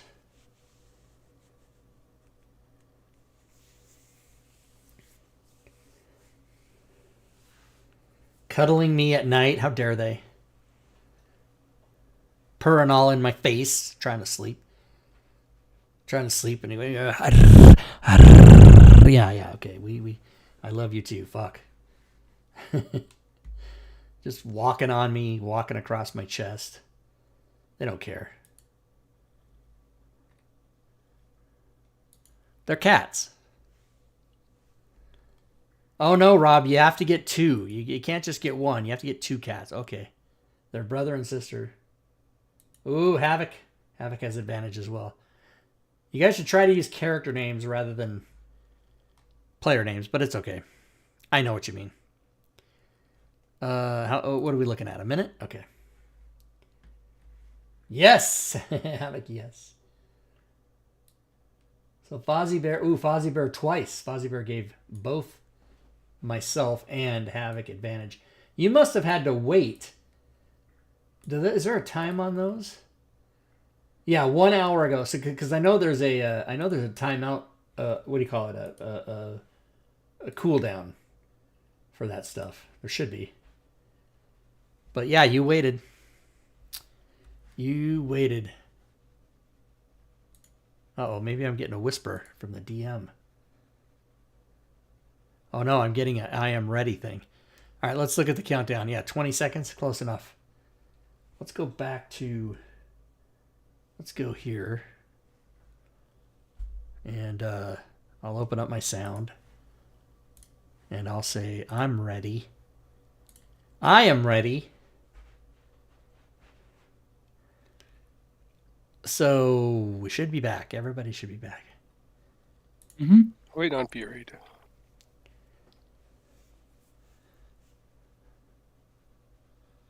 Thanks again to Robin1XP for making the overlays for our game, both the camera overlays you see now and the one when we show Fantasy Grounds.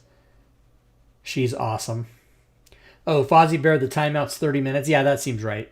I think most of them are 30 minutes. Like some of the bigger ones, like Long Rest, might be once a day or something like that. I can't remember. I tried to make them make sense when I did them. And for this game, we don't have random monster. We do. What, Robin? What? What? I was just giving you props for making our camera overlays and game overlays. She also did the Saturday night ones, everybody. So if you want to see those, they're even better because they have characters on them. Come and see them. We can start without Fury if we Okay. need to. Yeah. Fury is sick, you guys. She's being a trooper. She's not feeling well, and she's still here Right. playing. So props to her for that. Because if I was sick, we'd be. That's out. why we're gonna stuff her in a chest. Yeah, and we're sneak gonna her put into a wall. we're gonna give her some juice and let her sleep it off in the in the comfort of the bottom of a fake chest. Saturday needs edit. Oh yeah, Saturday does need an edit because we lost a person. All right. I'm going to take token lock off, and you guys can slowly, if you can, do what you're going to do.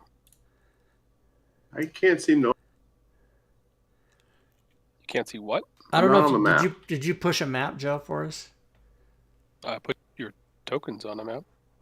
Yeah, on but the on the I one click we the little map thing, and my character doesn't show up on a map. yeah. Is the map public? Yes. Is Fantasy Grounds broken? Yeah, I'll try it again. is. It could be that it didn't share it. Give me a sec. The new merch is here. Yeah, it doesn't look like you shared it because I don't have Yeah, it probably didn't. on my screen, or nor can I see it on my find on map thing on my character sheet.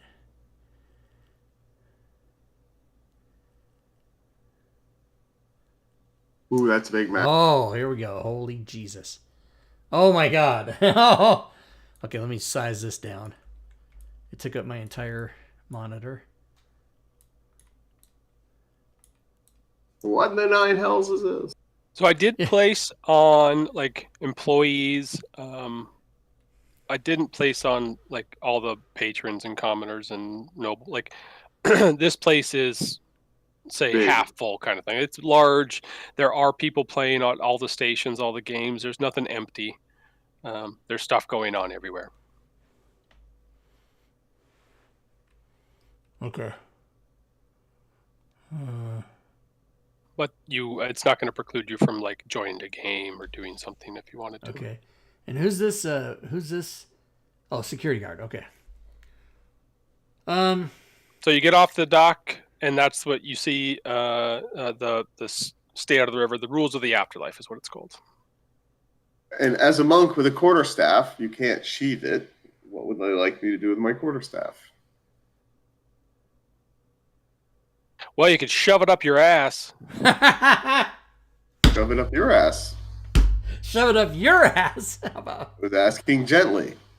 If the old man needs a stick to walk, let him.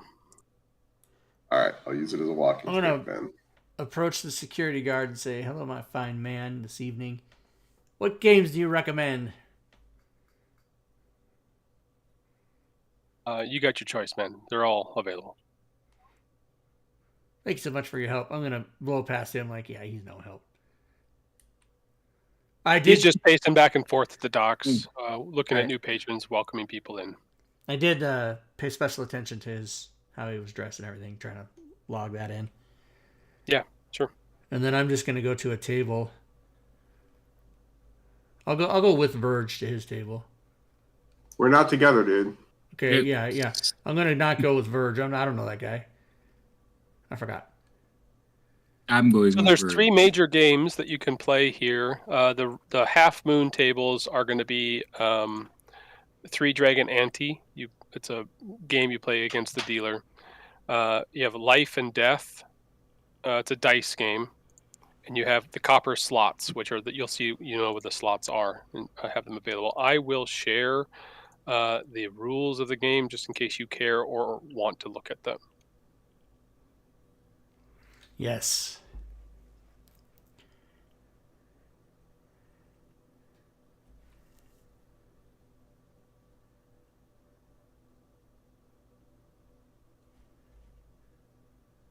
I think I should have shared them. Yep, we got all 3 here.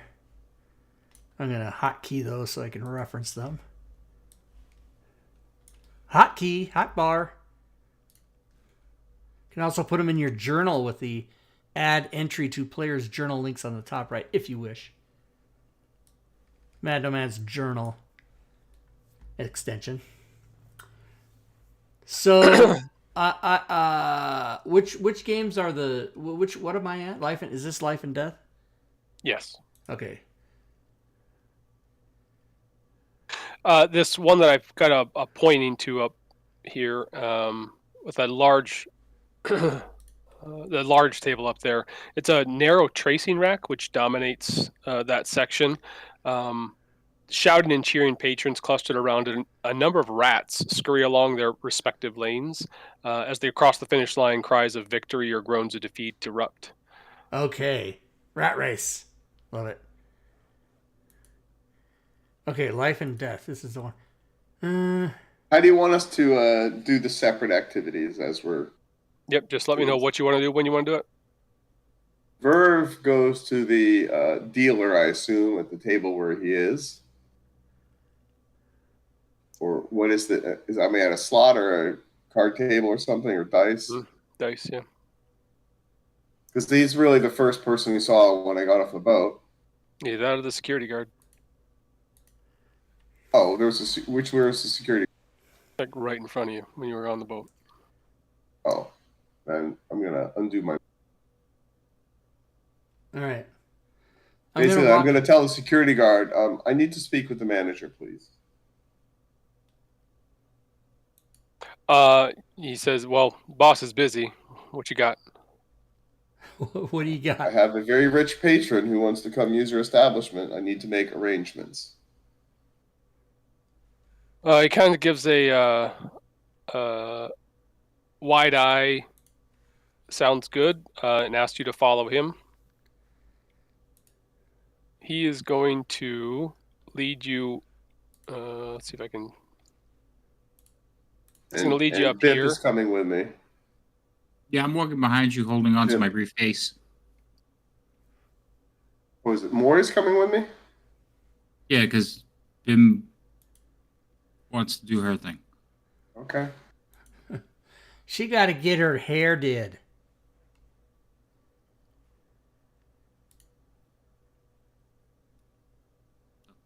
He's going to ask you to just hang tight there. Yep. As he gets the boss. Enjoy a drink. The bar right to the north of you as he walks off. So, as that's happening, I'm going to play 2 gold with this guy here. And I'm going to say, not too busy tonight. How do you like, I'm going to just chat him up. How do you like your job?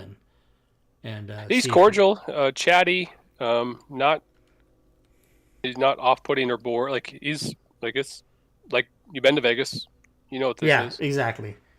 So I will say to him, no, that's it. I won't ask him any questions or that kind of thing and make it too obvious. But I will. So I'll place a 2 gold bet and play the game once.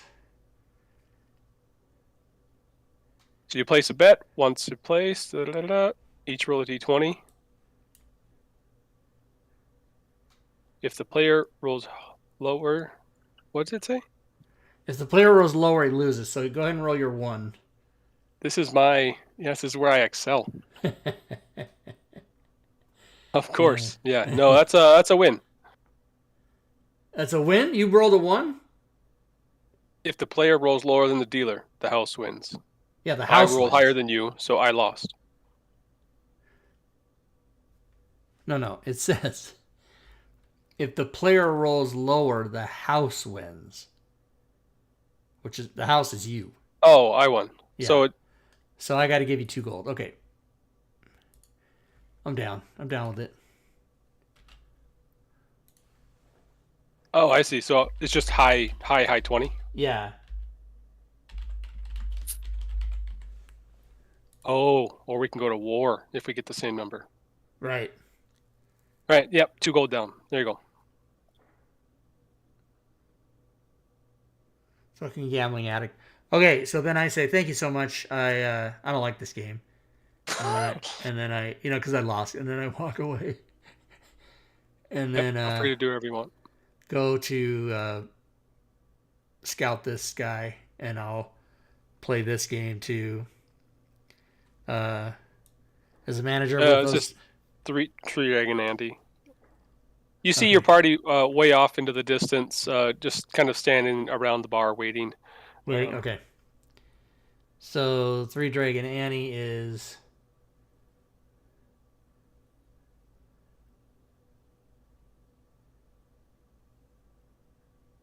roll 5d12. Determine who the dealer is. Roll 5d12. Starting at the left and going clockwise, each participant reveals one of their die rolls. This step is repeated twice more in the second and third round. So this is poker, basically.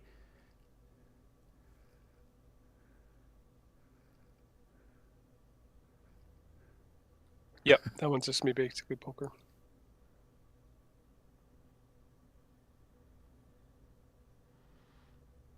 Yeah. I mean, do you want to go through the exercise of playing it, or just say that we? Give me a sleight of hand. Okay.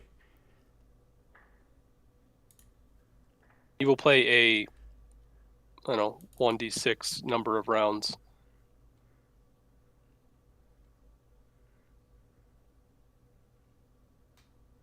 I did not do well on that.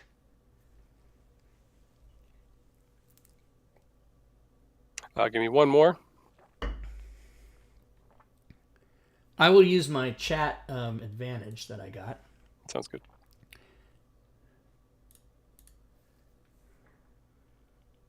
There we go.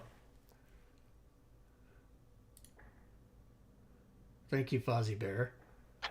You walk away after 2 or 3 rounds, 2 or 3 hands rather, with 25 gold. You can put that in your pocket. Oh, nice. And I'll say to this guy, thank you, and walk away because I'm interested in the security guards rather than the dealers. So. Yeah, so you can see a few security guards around. They are all wearing the same kind of uniform. Those are definitely tieflings. Then the workers, the casino floor people, dealers and such, are all wearing a different uniform, but it is all exactly the same. Okay. And I will of course closely scrutinize, just really sort of drinking in the manner of their uniforms, and I don't think I'm gonna do Havoc's idea of grabbing the guy's head and going, "Oh, you have some fine horns," I'm not gonna get crazy. and get like punched in the face. But I definitely will be very friendly to the guard and just do everything I can to memorize what's going on, so that I can pull off a wonderful disguise myself when I do that the next day. Yeah, sounds good. Is Bim back or doing anything? Oh, she's gonna play some slots. She's gonna pay 5 copper to play these slots. Go for it. 5 copper. Oh, 3 of a kind. So I got 2-to-1 payout. So I got another 5 copper back. So now I have 10 copper. Yep, just do it all. Yeah.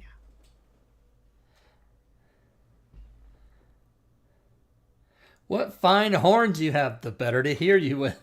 Well, they're not ears. The better to fucking poke you in the face with.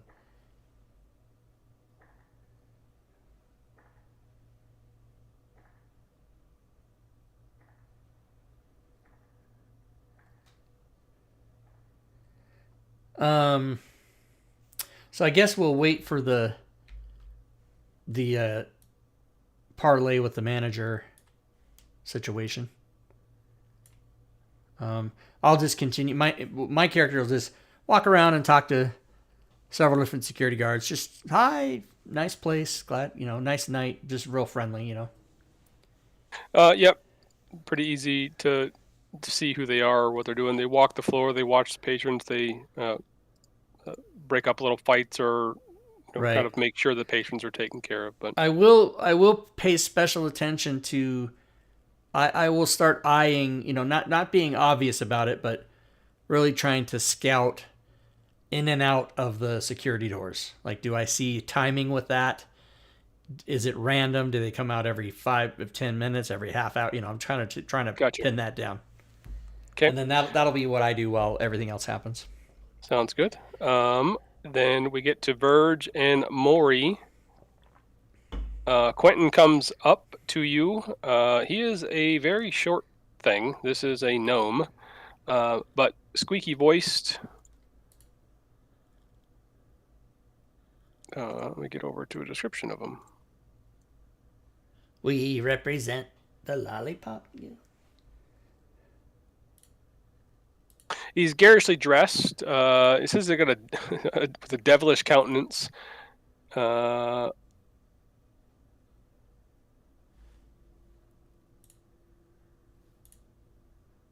Easy enough. Okay.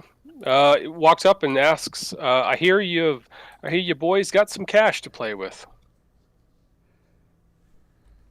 I hear you boys got some cash. That's great. Mark, you're muted.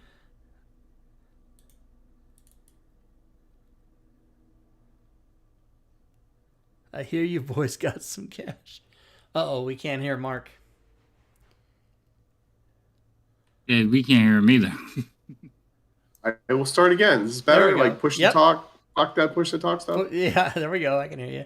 The Count De Niro quite enjoys his games of chance. He wishes to deposit a large amount of coin in your vault as assurance to his forthcoming wagers. He also asked us to inquire if there is a wager to be made on the player that will win the tourney. Perhaps some more juicy action. Oh, every bet's a good bet here. Yes. He asked us to inquire.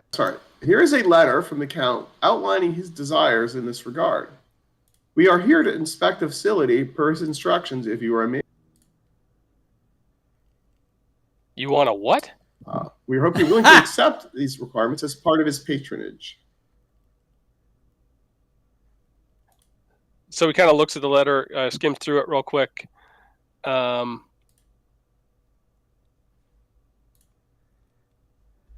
just what I said. I just wrote it out. So Yeah. Yeah, it sounded great. That Well, was great, by the way. yeah.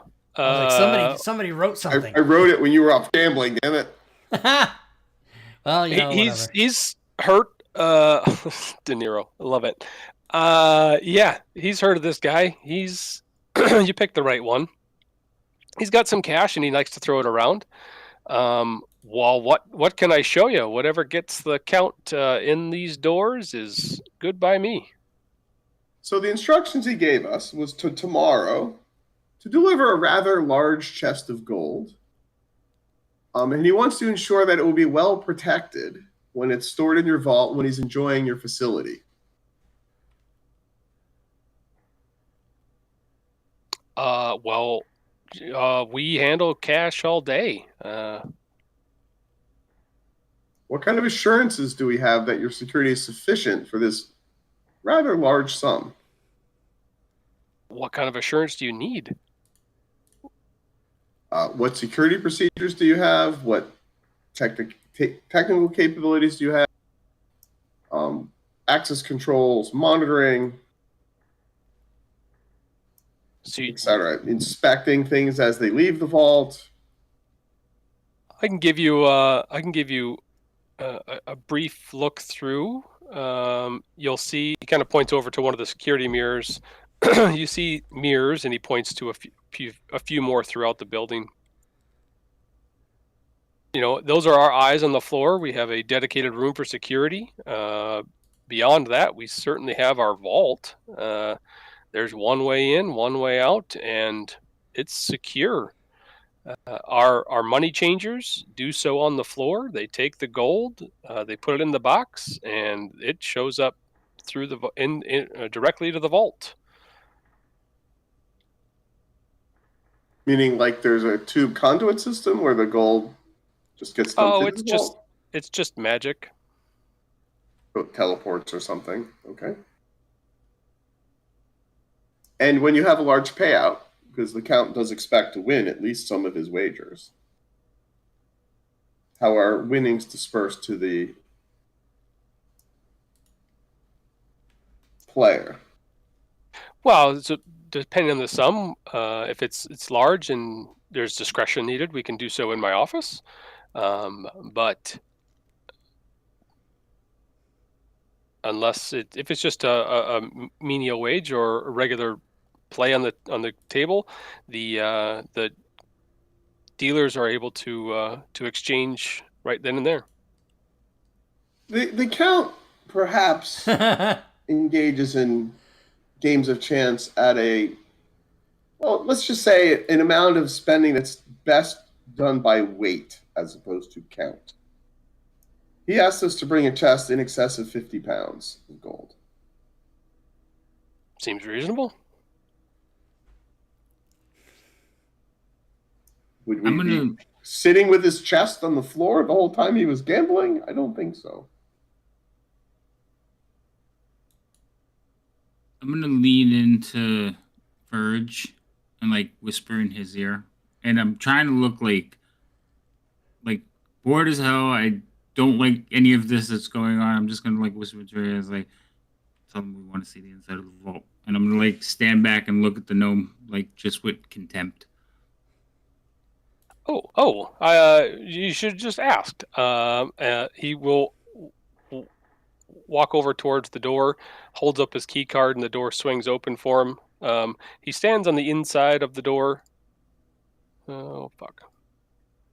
Oh, fuck. I always forget how to unlock these fucking things. Ushers you into this area. He goes, my office is just down the way. We can start there. Sounds good. Nice. Lead on, good sir. One of the guards, he beckons over, starts leading you down this way.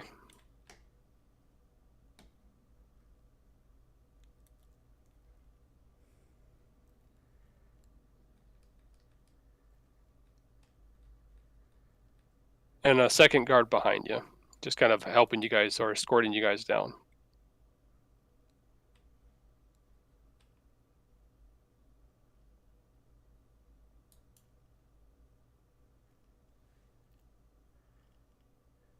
He shows you over to his office, which is down this way.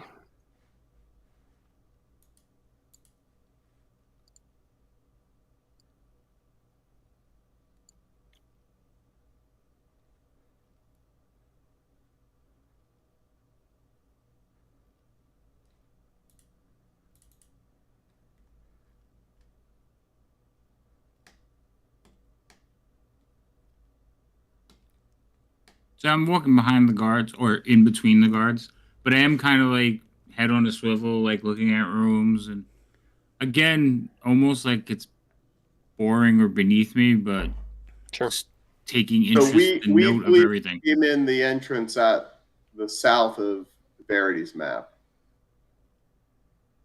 Yeah, that's where the entrance is to the casino is. No, I mean to come into the private area. Yes. I guess I'm misunderstanding. Do you not know which door you walked through? Correct. If he was- So I thought we were at the top where the employees only below the circus. But I'm guessing we were at the employees only between the bar and the games. Yes. Second. Okay. So there was a security mirror not on Verdi's map. Correct. Right here. Yes. Yes. He shows you.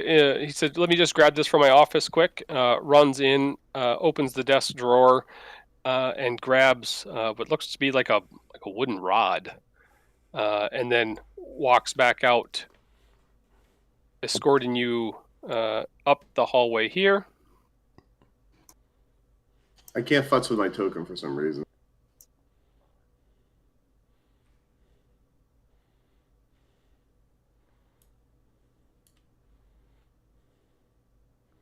Well, probably because that's not my token. I'm trying to move a security guard. Move the other guy.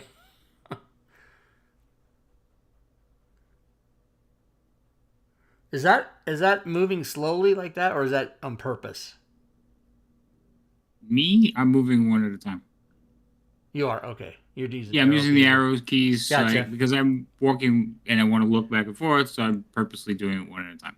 Gotcha. He shows you into the security office here.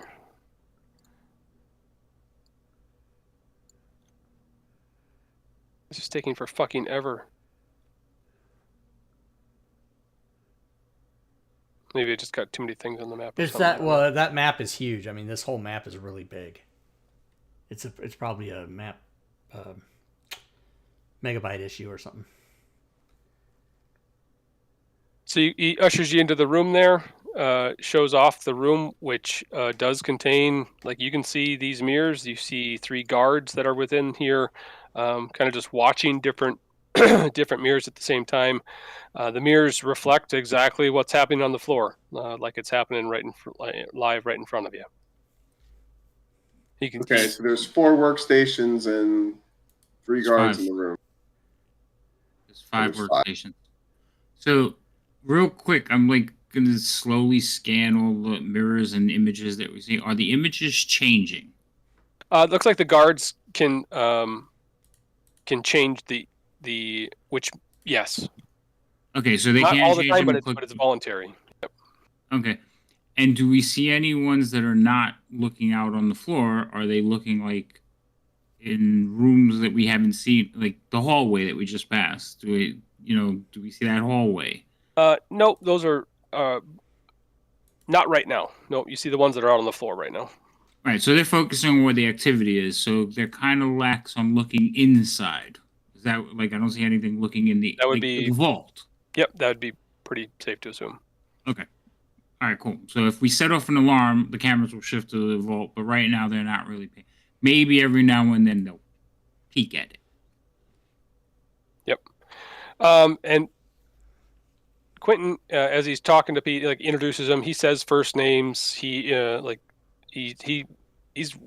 nice enough where he's cordial with his staff. He's not like a jerk or anything.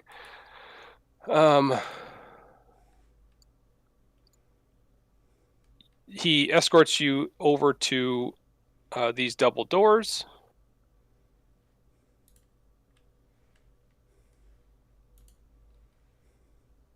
And these double doors were locked, unlocked. He used the rod, Yep. he used the key card. What do we observe? Or did he just walk up to them and they opened?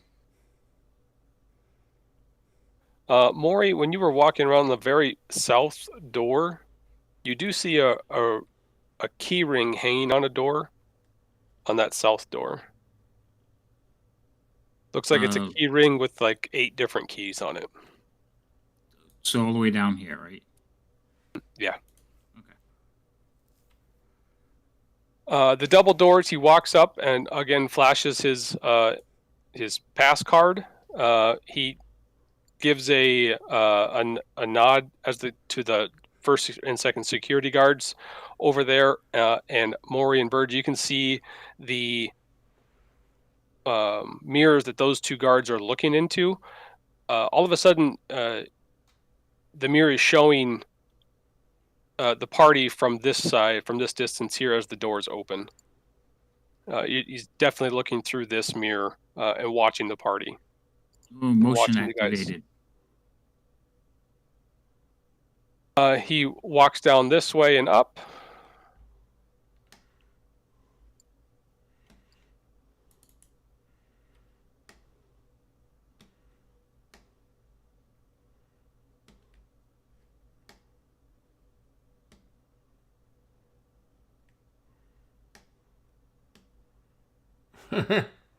If he shows you inside the vault, don't shit your pants. There's 20 million gold in here. It is a casino. We're gonna need a bigger boat. We're gonna need a bigger chest. At the end of this long hallway, you see another double doors. There you guys are chit-chatting the whole way. He's not shy or standoffish at all. I'll do the thing where I lean into Verge again and like whisper in his ear and ask about how the guards are treated. Do they get rest? Are they overworked? Will they be vigilant?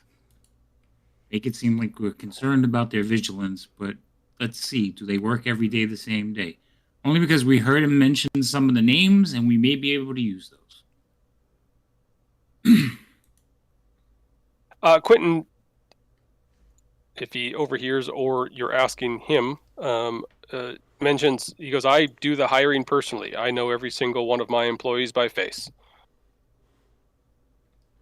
That's bad. A tight-knit group here. And they're well rested? Like they're treated well? Oh, certainly. We have 3 running shifts, 8s. They work however many let's assume it's 24 hours in a day. Okay, so, all right, so they're not here. Good, perfect.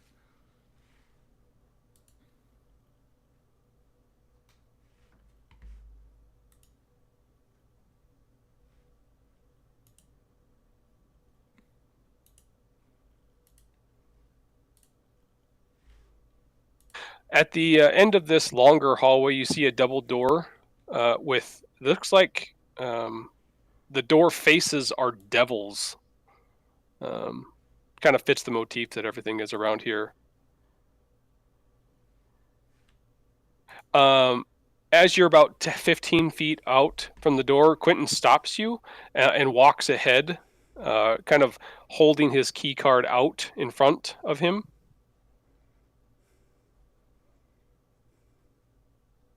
As he gets about 5 feet closer, you hear, or close enough, you hear the doors do latch open.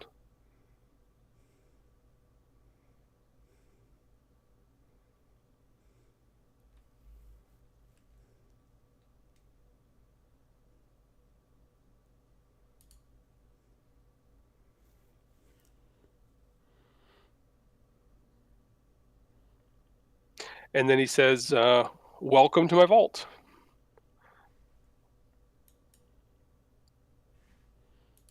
Sweet. It's empty. You take a couple of steps in, you can see another mirror across the way. Oh, Christ! And in the center, Quentin kind of taps that wooden rod, holds it, and just says, mind your manners, Virgil, just stay there. We never even considered... Oh, Jesus Christ.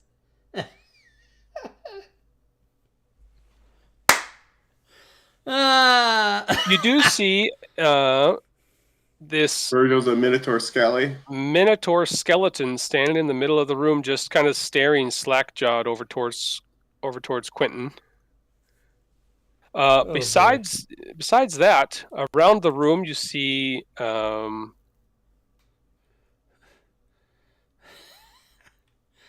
I never even considered there'd be a fucking creature. you see in there. 7 different iron chests, and these chests themselves, they're open, but you can see like from the lid area, like coins fall through the lid into the chest. You see then also coins being retracted out of others at the same time. So some coins are coming in, some coins are coming out. That's awesome. That is instead of quite having, like, amazing.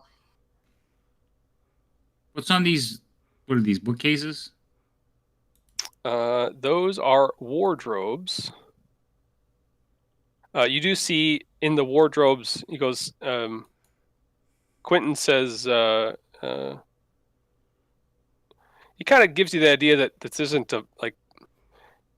maybe you shouldn't touch anything, right? Like, this is other people's shit. This is my stuff. This is a pretty secure area. Right. But the wardrobes themselves, you can kind of see over it. It looks like there's unique items within those. You see like a gold and ruby necklace. You see a jade figurine. You see a rather fanciful or magical weapons.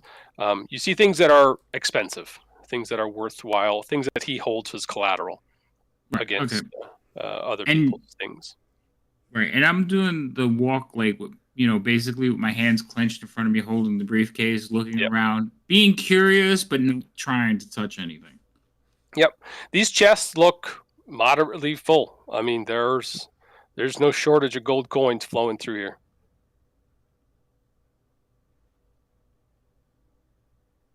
And so Verge is sort of doing a little more hanging back and letting his minion Mori do the grunt work. Yep, just kind of chatting with Quentin. What's this dead space up here? So the room's a rectangle, but like in the northern part, it looks like it comes back out. Is that like just the issue with the map? Hydrate. It looks like Let's see if I can see what you're looking at. I don't know. So here, I'm gonna walk to the edge. Just north of where I'm standing, 2 squares to either side, it's still blacked out, like it's underneath the mask. There's a darkness. It might just be a lighting thing. No. Yeah, it's a lighting thing, because if I go over there, it's clear. Yeah, I see. No, I'm actually standing in the middle of it, and I still can't see anything. Oh, it must be. I mean, it's got to be like a. I'm also a human, so that it might just be dead, dark space, and I just can't see past it. Yeah, so I have night vision, and it's clear for me. When I click on your token, you can't see it, but on Mark's token, he can. That's fine. I just wanted to make sure that it was just dark. Like, it wasn't something that was just... I don't know if you guys know this, but there's a Minotaur skeleton right there in the middle. I don't know if you saw that. Yes, I'm actually going to, like, walk up to it, like, with my hands clasped and, like, look up at it. And, like, look over at Verge, like, almost with, like, a approving look. Like, give him a nod. Yeah, he kind of waves the rod over to you and said, "Oh, it's he's quite the find, isn't he?" Quite. So I will point at a section while I'm, again, without speaking, but like looking over at Verge and looking over at Quentin, like back in this corner, and I'll just point to this section. I don't know what you're trying to do. Basically, I'm telling Verge this is where we would like the chest stored. Oh, which section are you pointing to? The corner where I'm standing. Do you mean like Virgil's the Minotaur? Like, is that? No, Verge. My Verge, not Virgil. Oh, gotcha. Okay, It's all clicking, we guys. want our chest placed in the northeast corner. The furthest from the door. Yeah, it shouldn't be a problem. We'll put it in the vault. Not a problem at all. All right, I think your preparations look substantial. Well, it's cost me a pretty penny. Looks to be money well spent. This feels near impenetrable. You have multiple layers of security. You've got unexpected surprises.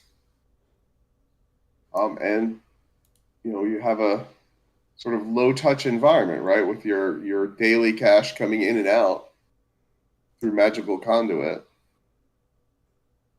I think the Count de Monet will feel very sound with his money in your vault while he's using your establishment tomorrow. He kind of breathes with pride, agrees, and says, when can we expect him? Well, he would tell me an hour, but he'll be an hour or two later than that. Well, but I expect him in the early evening. He's a night owl. But really, he's trying to plan his wagering to the peak of the tourney, because he thinks the juicy action is really on betting not in the tourney as a player, but who will win the tourney. So he's trying to find if somebody will take that wager. Oh, I'll take any wager. We can show you the players they're playing now. That might be helpful. I'll do a little scouting for the Count, but he makes his own decision. So he will come back and he will assess the viability of the players and who he believes is the best chances to win. And well, then there's he'll likely, inquire to you, I assume you, sir, as to the odds of such a wager. Is that a book that you regularly make? No, that's an off the book bet. It's a prop bet. Okay. I know diddly squat about gambling, but yeah, that's not like hey, make a wager. What do you think? That's the on the spot bet. Okay. Well, then I will leave that to the Count himself. He is more than skilled at this art. While these two are chit-chatting, this mirror in front of me, I'm trying to judge its angle. Like, how far to the side can it actually see? Yeah, from what you saw in the in their when you were in the security room, what you saw was probably somewhere around here. The second guy was switching to this mirror as the first guy switched to the one that was there, but it's probably like a 45. Right, like so watching the entrance, that's what it's focused on. Got it. Okay. Yeah. So then where are we going to put the chest? If they do follow instruction, we should be clear. We just have to deal with it. Yeah, I mean, aside from the undead Minotaur, yeah, we're good. No problem. We know where God he damn keeps it. the stick. We just got to take it out of his drawer. Yep. All right. All right, so he shows you out. Security guards in tow. Make sure that you're out of the vault first, and then kind of resets whatever it is that gets reset on that door.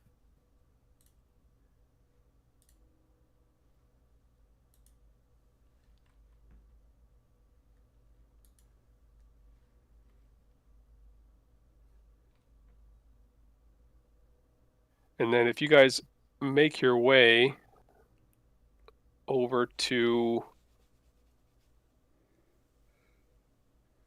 I'm going to show you, it's over into this area over here. You guys can just scoot over there as fast as you want or as slow as you want.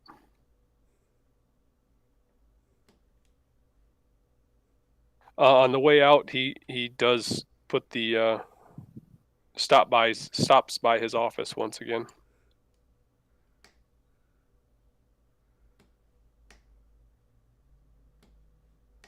But the guards see you out. So I won't Did I say stoke goodbye to attack him or myself? anything.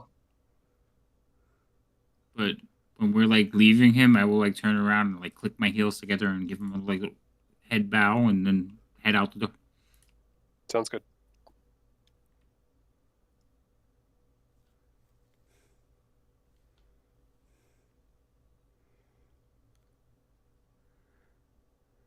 Did I stack my token on the map somewhere? You're just north of me.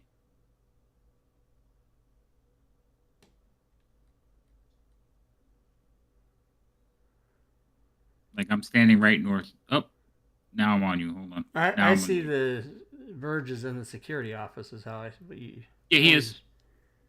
Okay. Yeah, you're stacked. Yeah, I just happened to randomly land on a. Landed on Quinton. You should be able to do your stack resolution with shift, I think. Okay.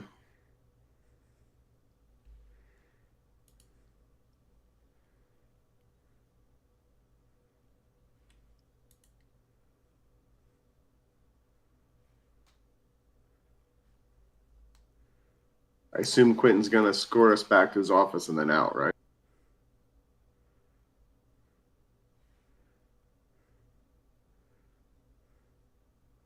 He doesn't. He doesn't go back. He goes back to his office. He shows you guys. Well, yeah. Out to the north here. Oh. Security guards show you out this way over here.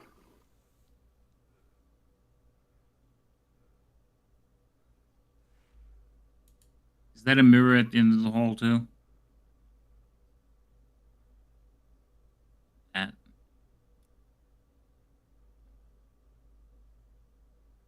You know, it looked like one, but it there wasn't a.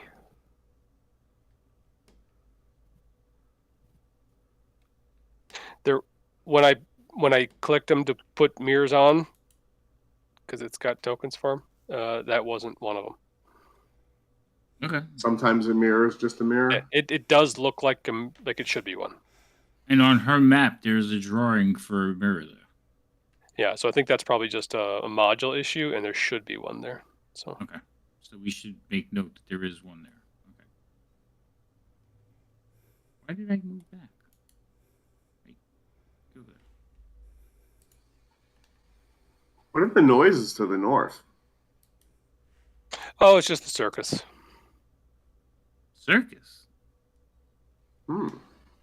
Interesting entertainment. They explain that every what is it, like 4 times a day they put on a show. Right. It's mildly entertaining if you're looking to burn an hour. Cirque du Soleil. Right.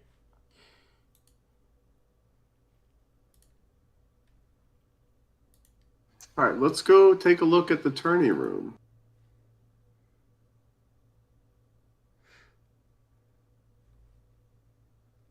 From this point, the guards just kind of go out and do their own thing. I'll leave you at it. Well, Do we Thank need to them see and- the turning room? Do we need to see? we should- I have to pretend that I actually give a shit. Oh, right. I would think that you were only concerned with the vault, though. Like, you only care about the safety of the money. Well, I want to know the safety of my count while he's playing. Gotcha. Anything Bip was doing while this was going on, or Ferris were doing while this was going on? Ferris sees them come out and is like, okay, we're going to go. And then he sees that we're not going to go. So he just Well, we're continues- not one group, so we can leave at separate times because we don't that's want to true. let them know we're all 4 together, right? That's true. Actually, that's a great point. So I'll do my final checks, and I will board the boat to leave. To go back. And Bim, Ooh. while she was playing the slot machines, she was also ritual casting detect magic, Mm-hmm.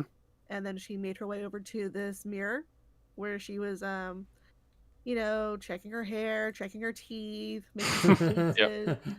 faces. With the mirror, I know it's magical,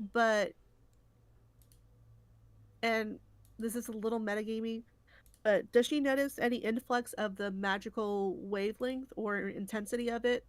Say, like when it's being actively viewed. Are you guys hearing No. that feedback? A little Yeah. bit. I think it's when Fury keys in. It's me. Like you want to say, like to tell when someone's looking through it. You don't see any change in Yeah.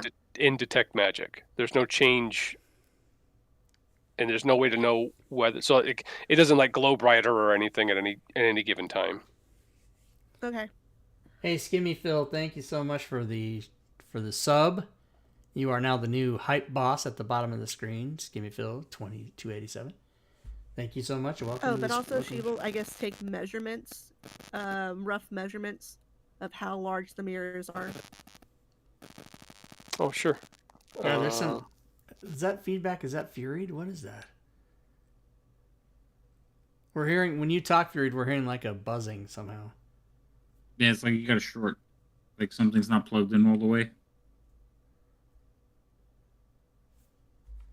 No, even I'll your show shit you is thick. something plugged in all the way.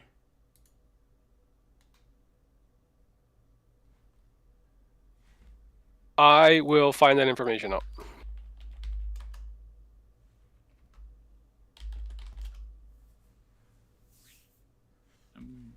So I'm wondering. I went into the circus. Is there a show going on? There's not currently a show, no. Okay.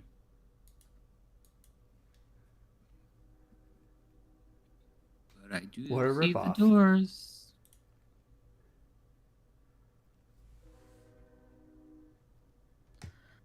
Ben will go towards the spa. Towards what? The spa area. Oh, the spa. Gotcha. Go for it. That's easy access, or there'll be someone that welcomes you in and charges, I think, the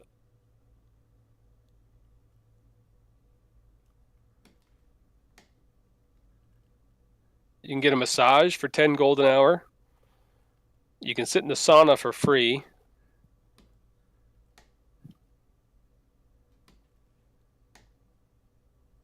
And that's it. Are you gonna jack things up if I go look at the restaurant? Did you go and look at the tournament first, or no? I did. You probably want to go back to that room then. Oh, all right. I'll go back to Give that. you descriptions, but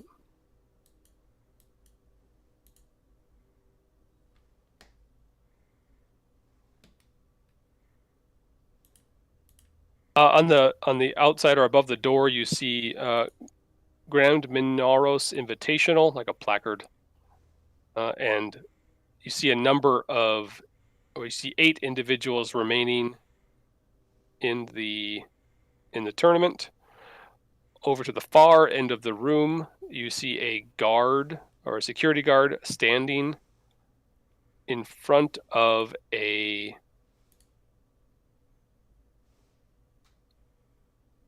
cabinet. Where the fuck is it? This guard that I just walked over to. Yeah. I'm trying to follow like 3 people. You see a 3-foot-high shelf carved into the far wall, which bears a glass case, displayed in which is a gold statue of a winged devil. Standing next to the display case is a tiefling security guard. That's what you see in the display case. All right, so we go steal. Irene's statue.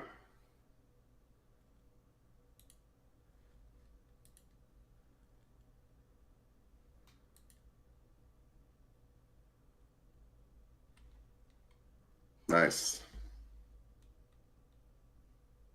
Kind of standing around or hearing the play talk. You just get a ugly pop up.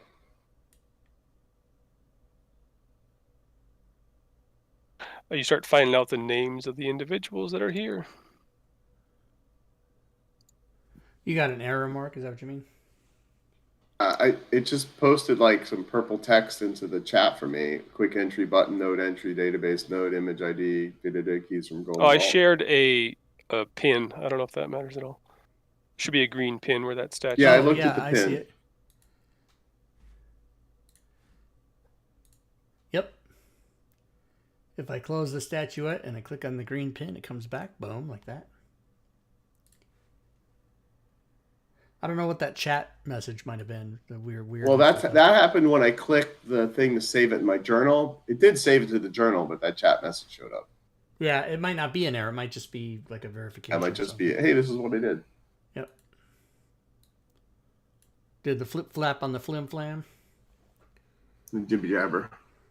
The jibber jabber. So, Bimp is getting a massage, right? For because I told you she had to get her hair did.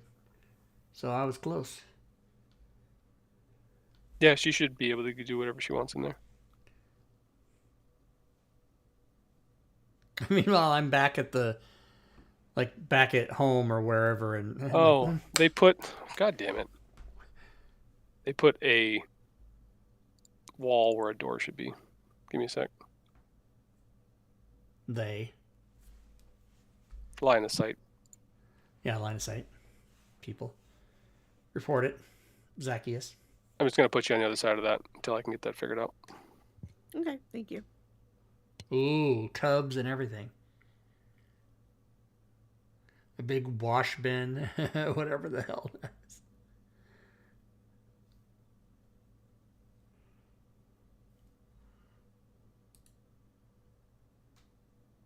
Seems like they would have blocked line of sight here too, like a behind the curtain kind of a thing. I don't know.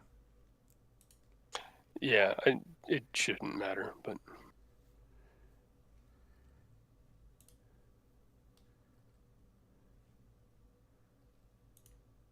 So Verge takes a peek inside of the river Styx there and sees if he notices anything unusual about the river or anything underneath.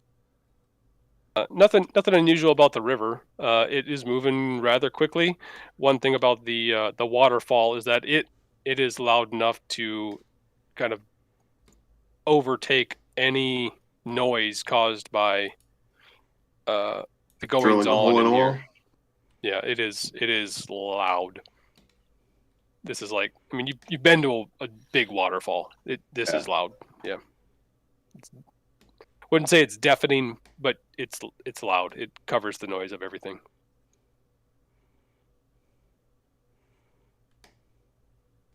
Bim, doing anything else while you're in there? I guess I'll just kind of walk around and relax for my massage. Check So out you the book a other rooms. massage. They say it's going to be 5-10 minutes. Just go ahead and just hang out in the spa until they're ready. You see a double door across the way. Here, you see a guard, or not a guard, but like a worker or two go into and out of the door. In through there, it looks like it's definitely a laundry room.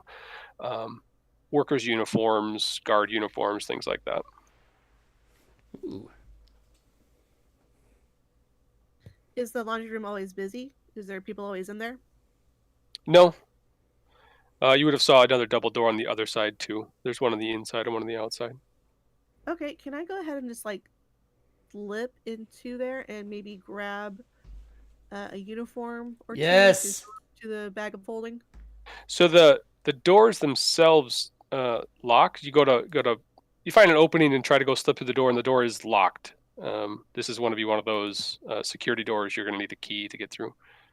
Okay, so I can't just mage hand this on the other side. Nope. And fix it. Damn. Damn. That was a good idea. Need to find a way to acquire a security key. What about the guy that checked me in? Maybe I can try to sleight of hand him. Now, when you say sleight of hand him in the massage parlor, what exactly? Yeah, you walk back over and Maybe I could sleight of hand him. that's hilarious. Oh. You kind of grab his attention and chat him up about some bullshit thing about what kind of massage or like. And stuff. It's that. Yeah. On the employee side of the desk, you see. I mean, there's not a small stack of these, but there's probably 4 or 5 of them. like little cards that these employees are waving in front of these doors. Okay. Let me if I turn him away, can I use shit? Once I cast Mage Hand, how long does that last? Probably a minute, maybe. It lasts for a minute, so I can cast.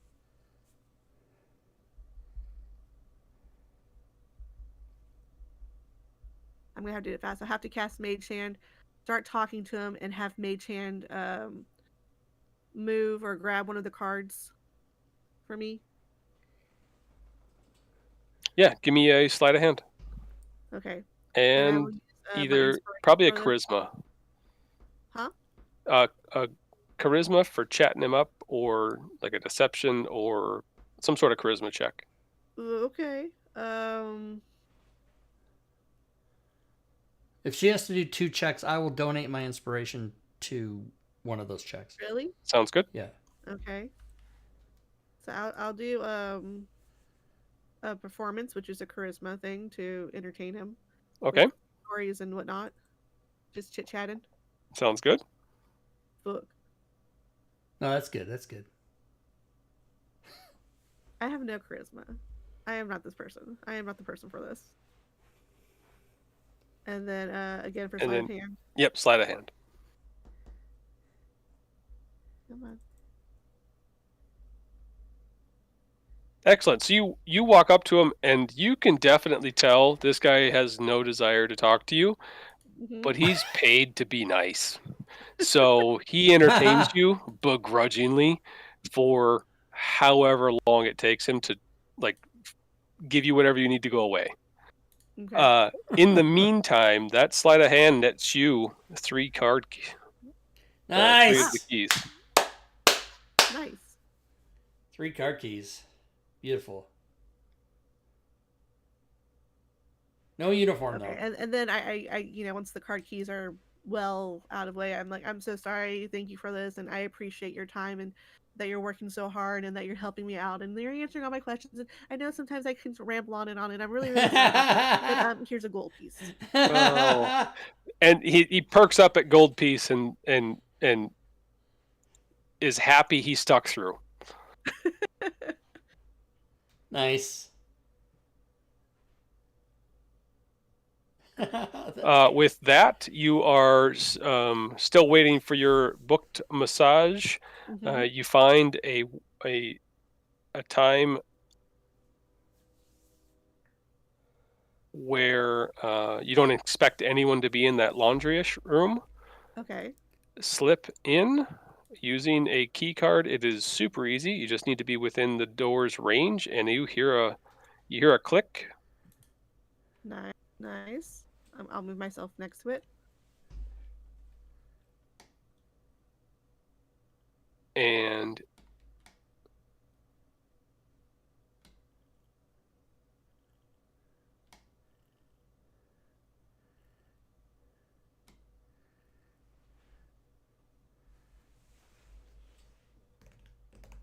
get this fixed here.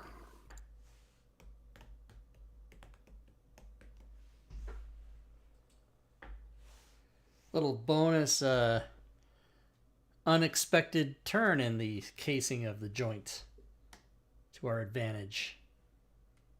I think the best formula for our party is for me to leave. How many? What are you trying to grab while you're in here? Okay.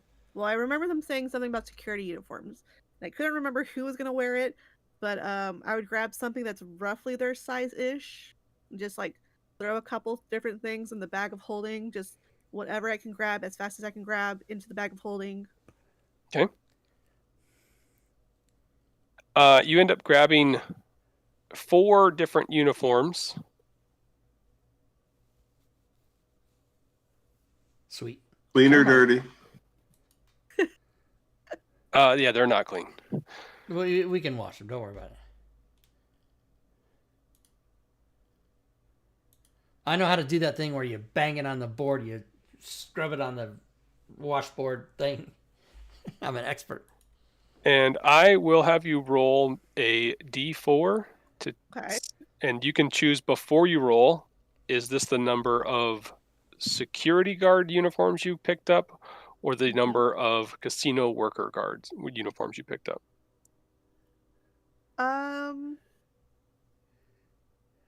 I'm gonna have it as security guard uniforms. Roll a d4. Roll a d4. Roll a d4. Roll a d4. 2. So you got 2 security guard forms. And Wish two it could have casino been uniform. Whoa, hello. this many d4s. 63 uniforms. Ferris, what are you doing? I don't know. I'm goofing around. I need. He hasn't rolled a die. He felt like he had to I- do something. I have to participate in some way. I left a long get time it. ago.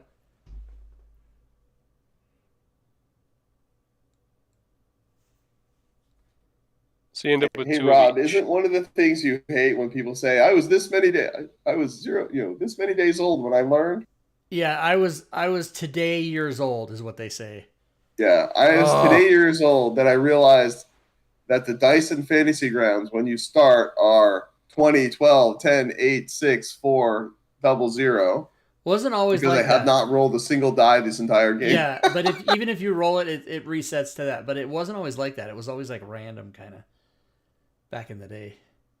But yeah, Right, if so you roll, you end up with two security guard and 2 casino worker uniforms. Perfect. I put them in the bag of holding, and then someone needs to take that Verity's bag of holding out of there too. Whoever took that. probably. I thought it was Vimp. Verge. Oh, No, Imp already has one. 10 she's gonna gold end up with for 2 anyway. your massage, um, Paid that? and anyone else doing anything else.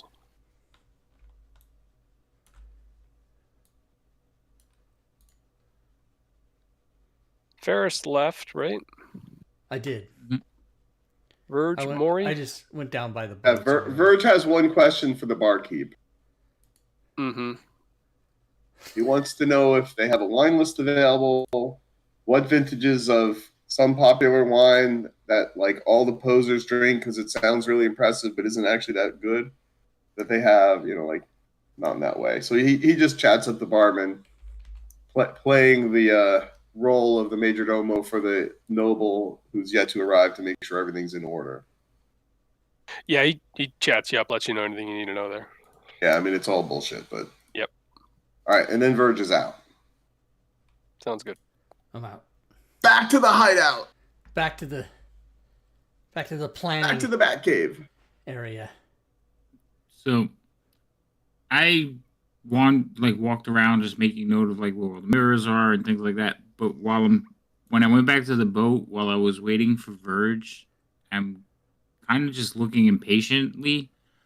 I'm just watching the door where the guards are coming in and out of, just seeing if there's like when the schedule, because we know they 8-hour shift, but I want to see if we can catch like the shift change. Yes.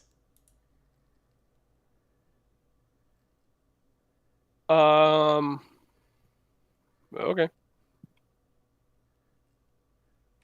What do you want to know? Like what time of day? Like, is it one guy at a time? They shift out? Yeah, kind of trying to pick up on the shift changes, like the activity of the door. Like, is a group of people walking in there going to make a scene, or is it kind of expected? Just watching the Yeah, you bat. start say about like anywhere between a half hour and 15 minutes before the top of one of the hours. You start seeing boats coming in with tieflings. Those tieflings head over towards the double door that you went into to go check out the vault by the bar. They head in that way. They key themselves in, and then they head out. They head out to the floor. Once they're on the floor, you see other tieflings that have been there a while. Repeat the process in reverse. Go into that back office-ish room area, and then exit through boats.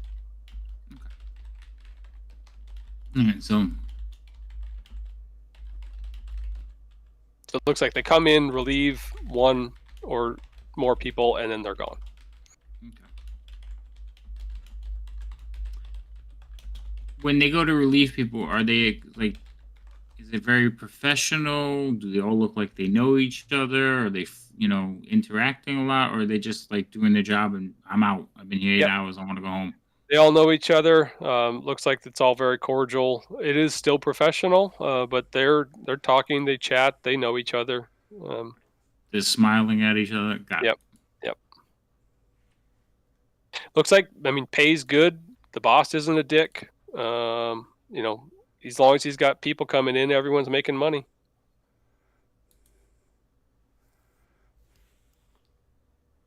Doesn't look like a bad gig.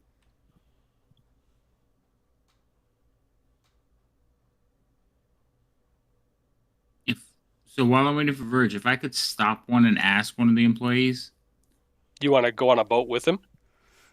yeah, I'll take a boat with them. I don't care.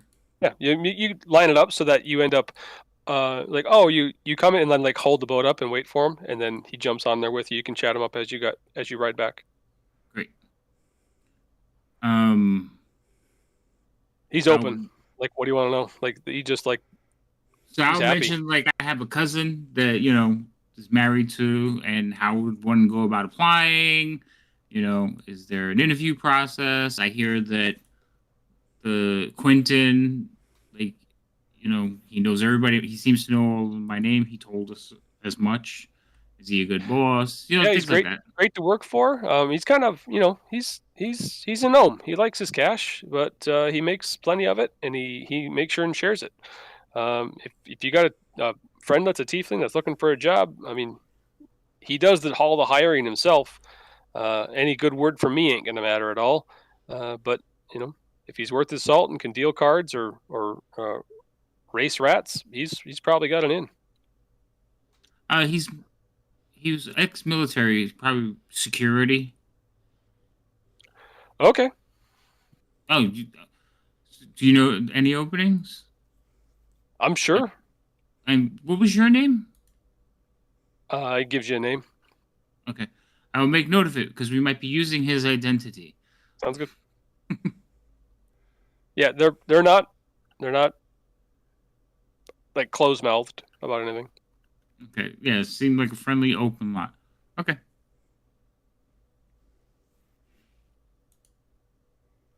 Sweet. Anyone else doing anything else? Okay, you can all head on back to the hideout for the night. Check into whatever inn you have. Find a room. And then figure it out from there. We got 10-15 minutes left to talk about what you think just blew up. So we coordinate with all the stuff that everybody saw. right. Obviously, you guys. So we've would all tell me- updated everybody on everything we just saw. Right. Everybody would share information, right? Maybe even do some sketches and. Yeah, so we can unmetagame ourselves. So that we know that the Ferris finds out. Say what? They tell him there's a Minotaur skeleton. A fucking skeleton Minotaur in there. Good luck with that, gnome. Bimp is going to be like, oh, great. Because I'm going to go in there. Well, clearly we have to steal the rod. And we have to figure out how to get the rod. The rod was not for the doors. That's the cards. The rod was to control the thing, right? To make Minotaur. it stand. Minotaur, yeah. Okay. Yeah, he even waved it at us and said, "Yeah, this is how I keep him under control." Yeah, and he got that he took it off a hook, right? It's not on his person. In his office. His top desk drawer. Yeah. Okay. So in other words, he doesn't walk around with it. So because that would be worse.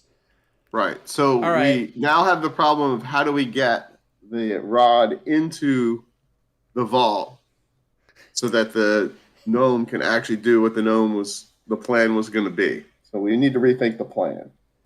Well, it's we need to adjust. So he does all the hiring, right? But I don't know if I don't know if we want to apply for a job as something that we're in disguise to do. Right. I don't think you would apply for a job in a disguise and then he would go, "Okay, you're hired. You start now. Go here." Like I don't think that's a thing. Go to the vault and shut off the Minotaur. No, I mean the other thing is if the guy's hired 30 tieflings, he can probably determine somebody's not a tiefling. Right, that's what I mean. I don't think the disguise will hold up to scrutiny. To him, it won't, but to other security guards, it might. Like I just have to avoid that guy. Right, you have to avoid the gnome. Right. He looks like he would pay. The security guards, they don't look like they're going to. They're going to be friendly, but again, under close scrutiny, I'm pretty sure they're going to pick you out. Unless we could do it under magical means. Now, isn't Disguise Self like a really low-level spell? I'm pretty sure it's first level. Yeah, I don't know.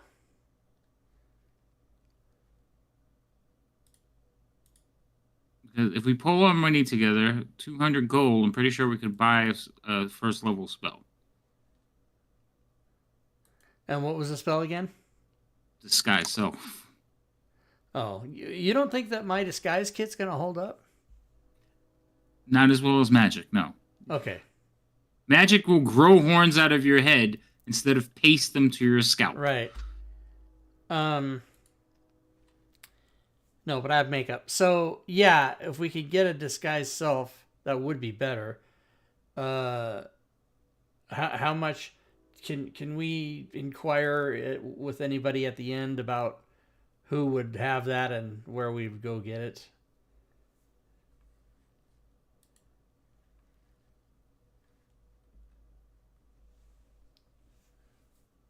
DM. Yeah, I'm looking now. Okay. A scroll of disguise self. You guys do have someone that can cast this or no? Well, I would assume we would maybe find somebody to cast it for us. Because we can't cast it. But if we can get the scroll, perhaps the purveyor of the scroll can, or someone, we could find a wizard or a sort, whatever class we need.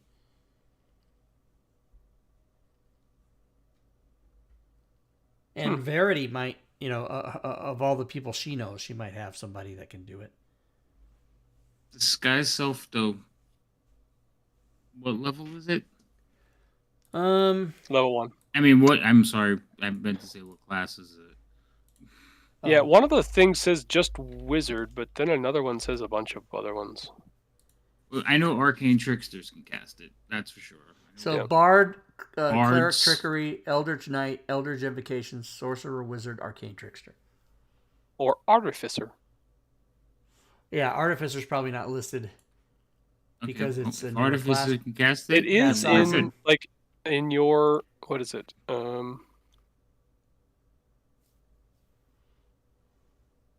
Yeah, it's listed in one spot but not the other. The problem with Disguise Self is that it is Disguise Self, not Disguise Me. She's going to disguise her. So whoever cast it is disguised. So that's not going to work out. We can't do it. Oh, that's horrible. That's horrible. Yeah. There's no spell disguise other. So I think we're back to the disguise kit, which I purposely bought. It did not come with. I paid money.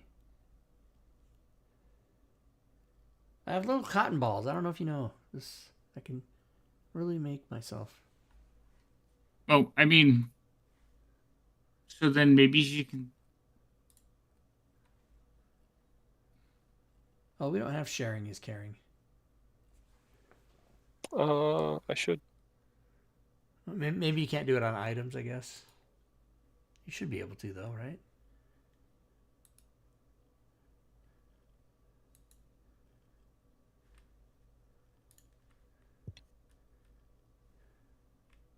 Okay, so disguise self isn't going to work. Is that what you said?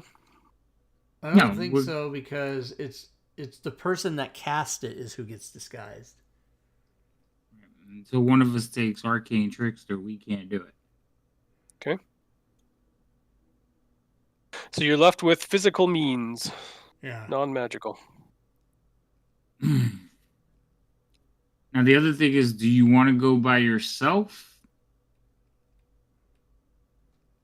Because you're going to have to go in and convince one of them that they're working the wrong shift. And there was a few of them in there. I'm hoping to go in during a shift change. Because I only need to be in there. Yeah, there's 3 of them in there, right? 3 in the control room. Mm-hmm. So that's more than we thought. Bim can do this thing.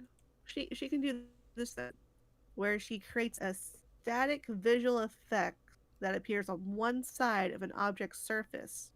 If that object takes up the entire view of the mirror, then she's assuming that whoever's looking at the mirror won't know that the difference in the visual effect and then what's going on behind the visual effect. Yeah, only Sounds that. important. Say that again. Mission Only that Impossible, it's- where they did that screen thing. That's what you're gonna do. It has to be static, though, right? Yeah, it's static. Oh, so like something that maybe like one of the hallways, like that. What you thinking? Or Like inside. Go ahead. It Sorry. could be the hallway, or it could be the inside of the vaults. Yeah, it wouldn't be somewhere where there's like movement in the background. Yeah. Right.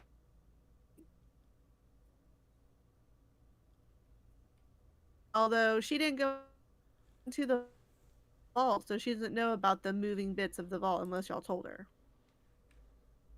Yeah, we just told her gonna grab, everything. Like, some random and then, like, you know, do the imagery and then mage hand it in front of that mirror, because you know. But you did tell her about the Minotaur, so that's like not sure how she's gonna work around that.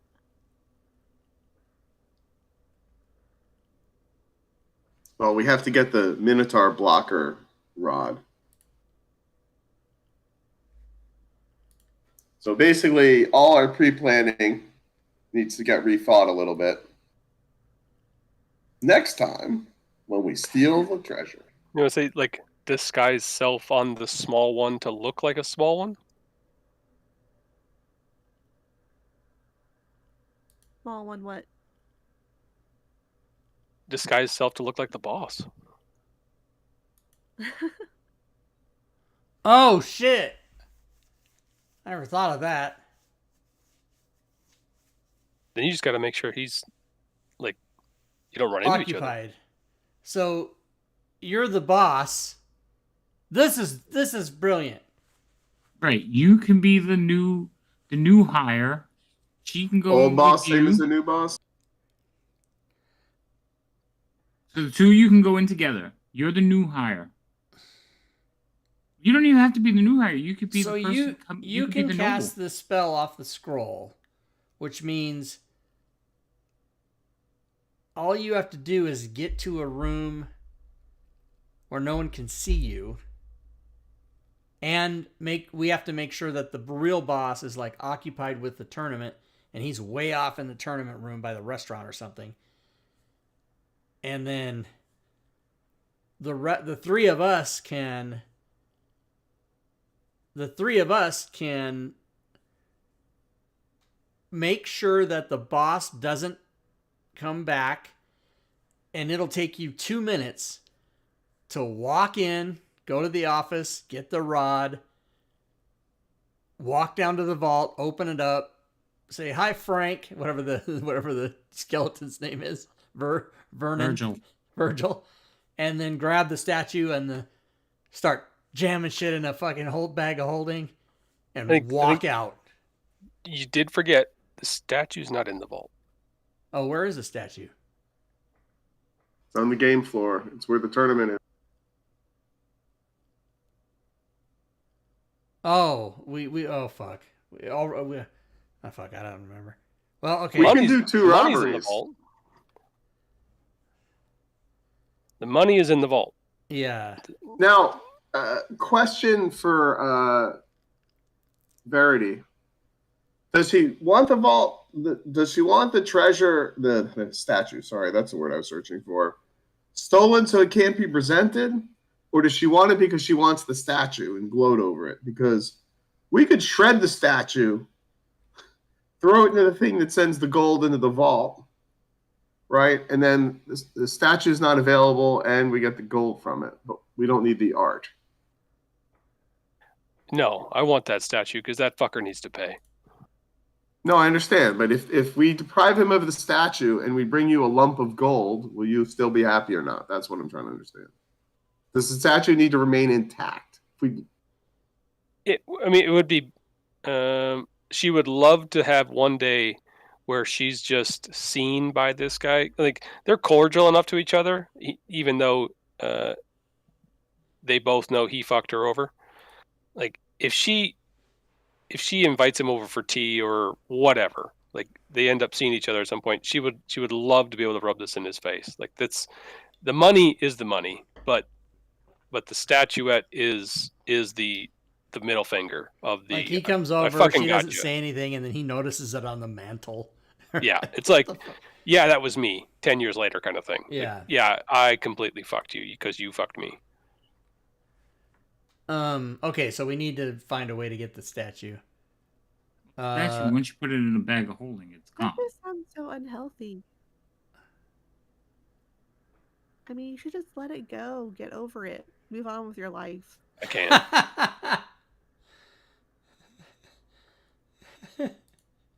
Let it go, man.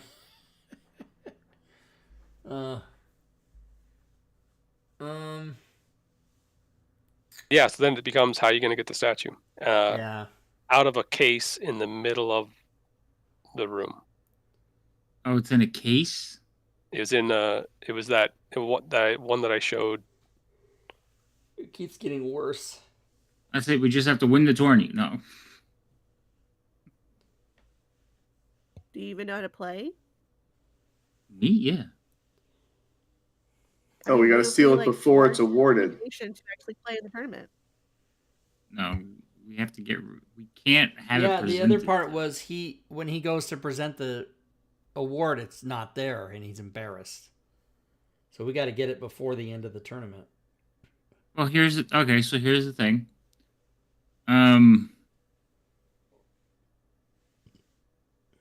You're gonna be Quentin, right? So you could just go in and take the trophy out and say, "I'm taking this to get polished." It's like, look at it; it's filthy. You're getting it cleaned. Yeah. So, like, I don't think taking it out, but I mean, was there any magic on it? Did we check? Some version of that is probably the best. Like, we're not going to be able to take it by brute force. Plus, it has to be a thing where he's doesn't even know it's gone, and then he goes to present it, and it's like, well, the guy that went to polish it's not back yet. Yeah, because it's gone. You know, that's we can try that. There's your static image. Oh yeah, you could do that. Put like an illusion of the trophy still being there, and then when he goes to grab it, it's gone. Just nothing there. I can make 3 of them. 3 of these images. All right, so that's one. Okay. But you have to be there to do the image, and you're supposed to be disguised as the boss and not be seen by anybody over in that area. Because assumedly the boss will be there. So how are you going to come? No, I don't have to see it. I can make it ahead of time and give it to you. Be like, here's the object that is reflecting the static image. You make a physical thing. Oh, okay, yeah. And then we just do sleight of hand and hope that it works. Okay, and then 2 more. So 2 more. 2 screens and oh no, they have to be static. So we have what? 2 mirrors that we have to block the hallway? If she's the boss, who would care? Right, we don't have to block the mirrors because she's going to be walking around freely in that whole area, and nobody's even going to think a thing about it. The problem of getting into the vault, getting the money, and then getting extra money, however much time she thinks she has to cram So bags of holding. Here's my concern. They're watching mirrors that see the entire casino.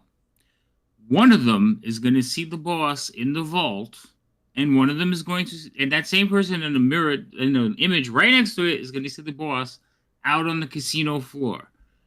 Nobody's that dumb. They're going to be like, wait a minute. Somebody's going to clue in on that.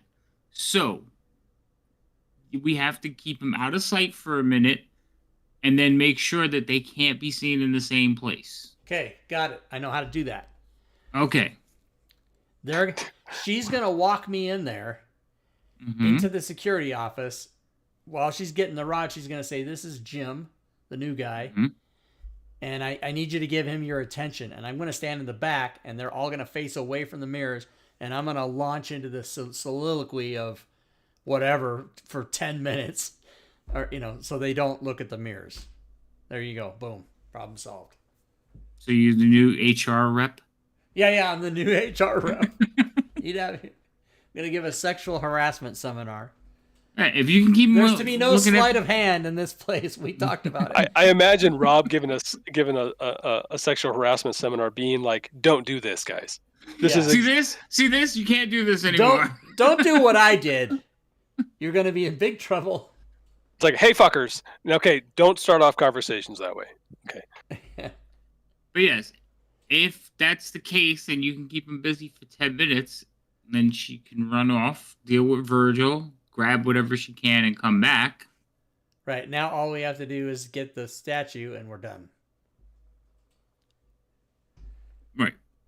So, we should say exactly what we just said in the last 2 minutes at the beginning of next week and then do it. Yeah, I'm going to say good luck with that one. We're a little past in time, so we're good.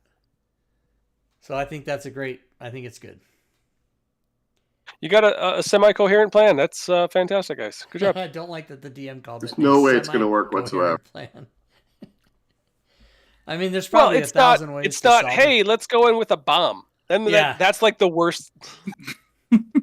Like, I know. Let's just blow this whole thing up. I was going to release animals, wild animals into the casino and let chaos reign. Yeah, you still got your little fuzzy bag there. Yeah, I do. Jumanji. So I'm going to refund Fozzie Bear's advantage. He gave Havoc advantage a couple hours ago, but he never had a chance to use it, so I'm going to refund that. This is a very roll light heavy. Roll light game? Plan? Role play game is what it is. It's a lot of things. It's good times. Good. Glad you like it. So, Joe, thank you so much for the game. Everybody else, thank you for playing. We'll be back next week, and we're going to fucking rob a casino, everybody. So, let's do it. Hope you get over whatever you got, period. It sucks. Yeah, I hope you feel better. All right, see everybody later. Take care. Have a good weekend. See you guys. And if you are watching the show, then thank you very much for watching. And I'm going to show you some fantastic stuff right now. You're going to see slides like you've never seen slides before. It's fantastic. You're going to see slides like you've never seen slides. On Wednesdays, alternate Wednesdays, we play Gloomhaven. On Fridays, we obviously play this game that we just played, Keys from the Golden Vault with DM Joe. We just got done with episode 3. Saturdays, we alternate. We play Robin's game, Dragonlance, Shadow of the Dragon Queen. Played that last week. Tomorrow, we will play Drake's game, Divine Contention. And then on Sundays, we always have the All Things Fantasy Grounds Talk Show, which you can drop by, ask questions, learn some stuff, win some prizes. And if you would like to do other things to support the channel, you can. You absolutely don't have to. But there is opportunity to support the channel by doing some things that I will put in the chat right now.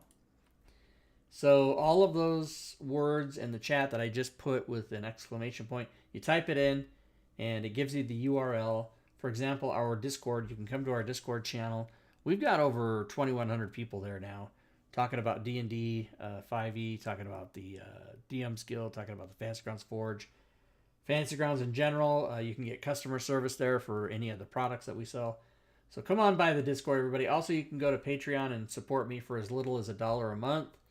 If you cheer bits or sub or resub to the channel during the show, you will attack the hype boss, which is currently Skimmyphil with 287. And of course, you can go to the DMs Guild and the Forge and buy my shit, which I appreciate. That's how I make a living. And you can follow me on YouTube. You can subscribe to the YouTube channel. That's free. You can also follow me on Twitter. And the Facebook page, once again, for those of you that don't know, got hacked on January 2nd. I still haven't got it back. So it does exist, but it hasn't been updated since January 2nd. So if you want to follow me on socials, follow me on Twitter is the best place. And that's it, everybody. I tell you what, it is Friday. I hope you guys have a good weekend. I hope we do see you back here tomorrow for Drake's show. And good gaming, everyone.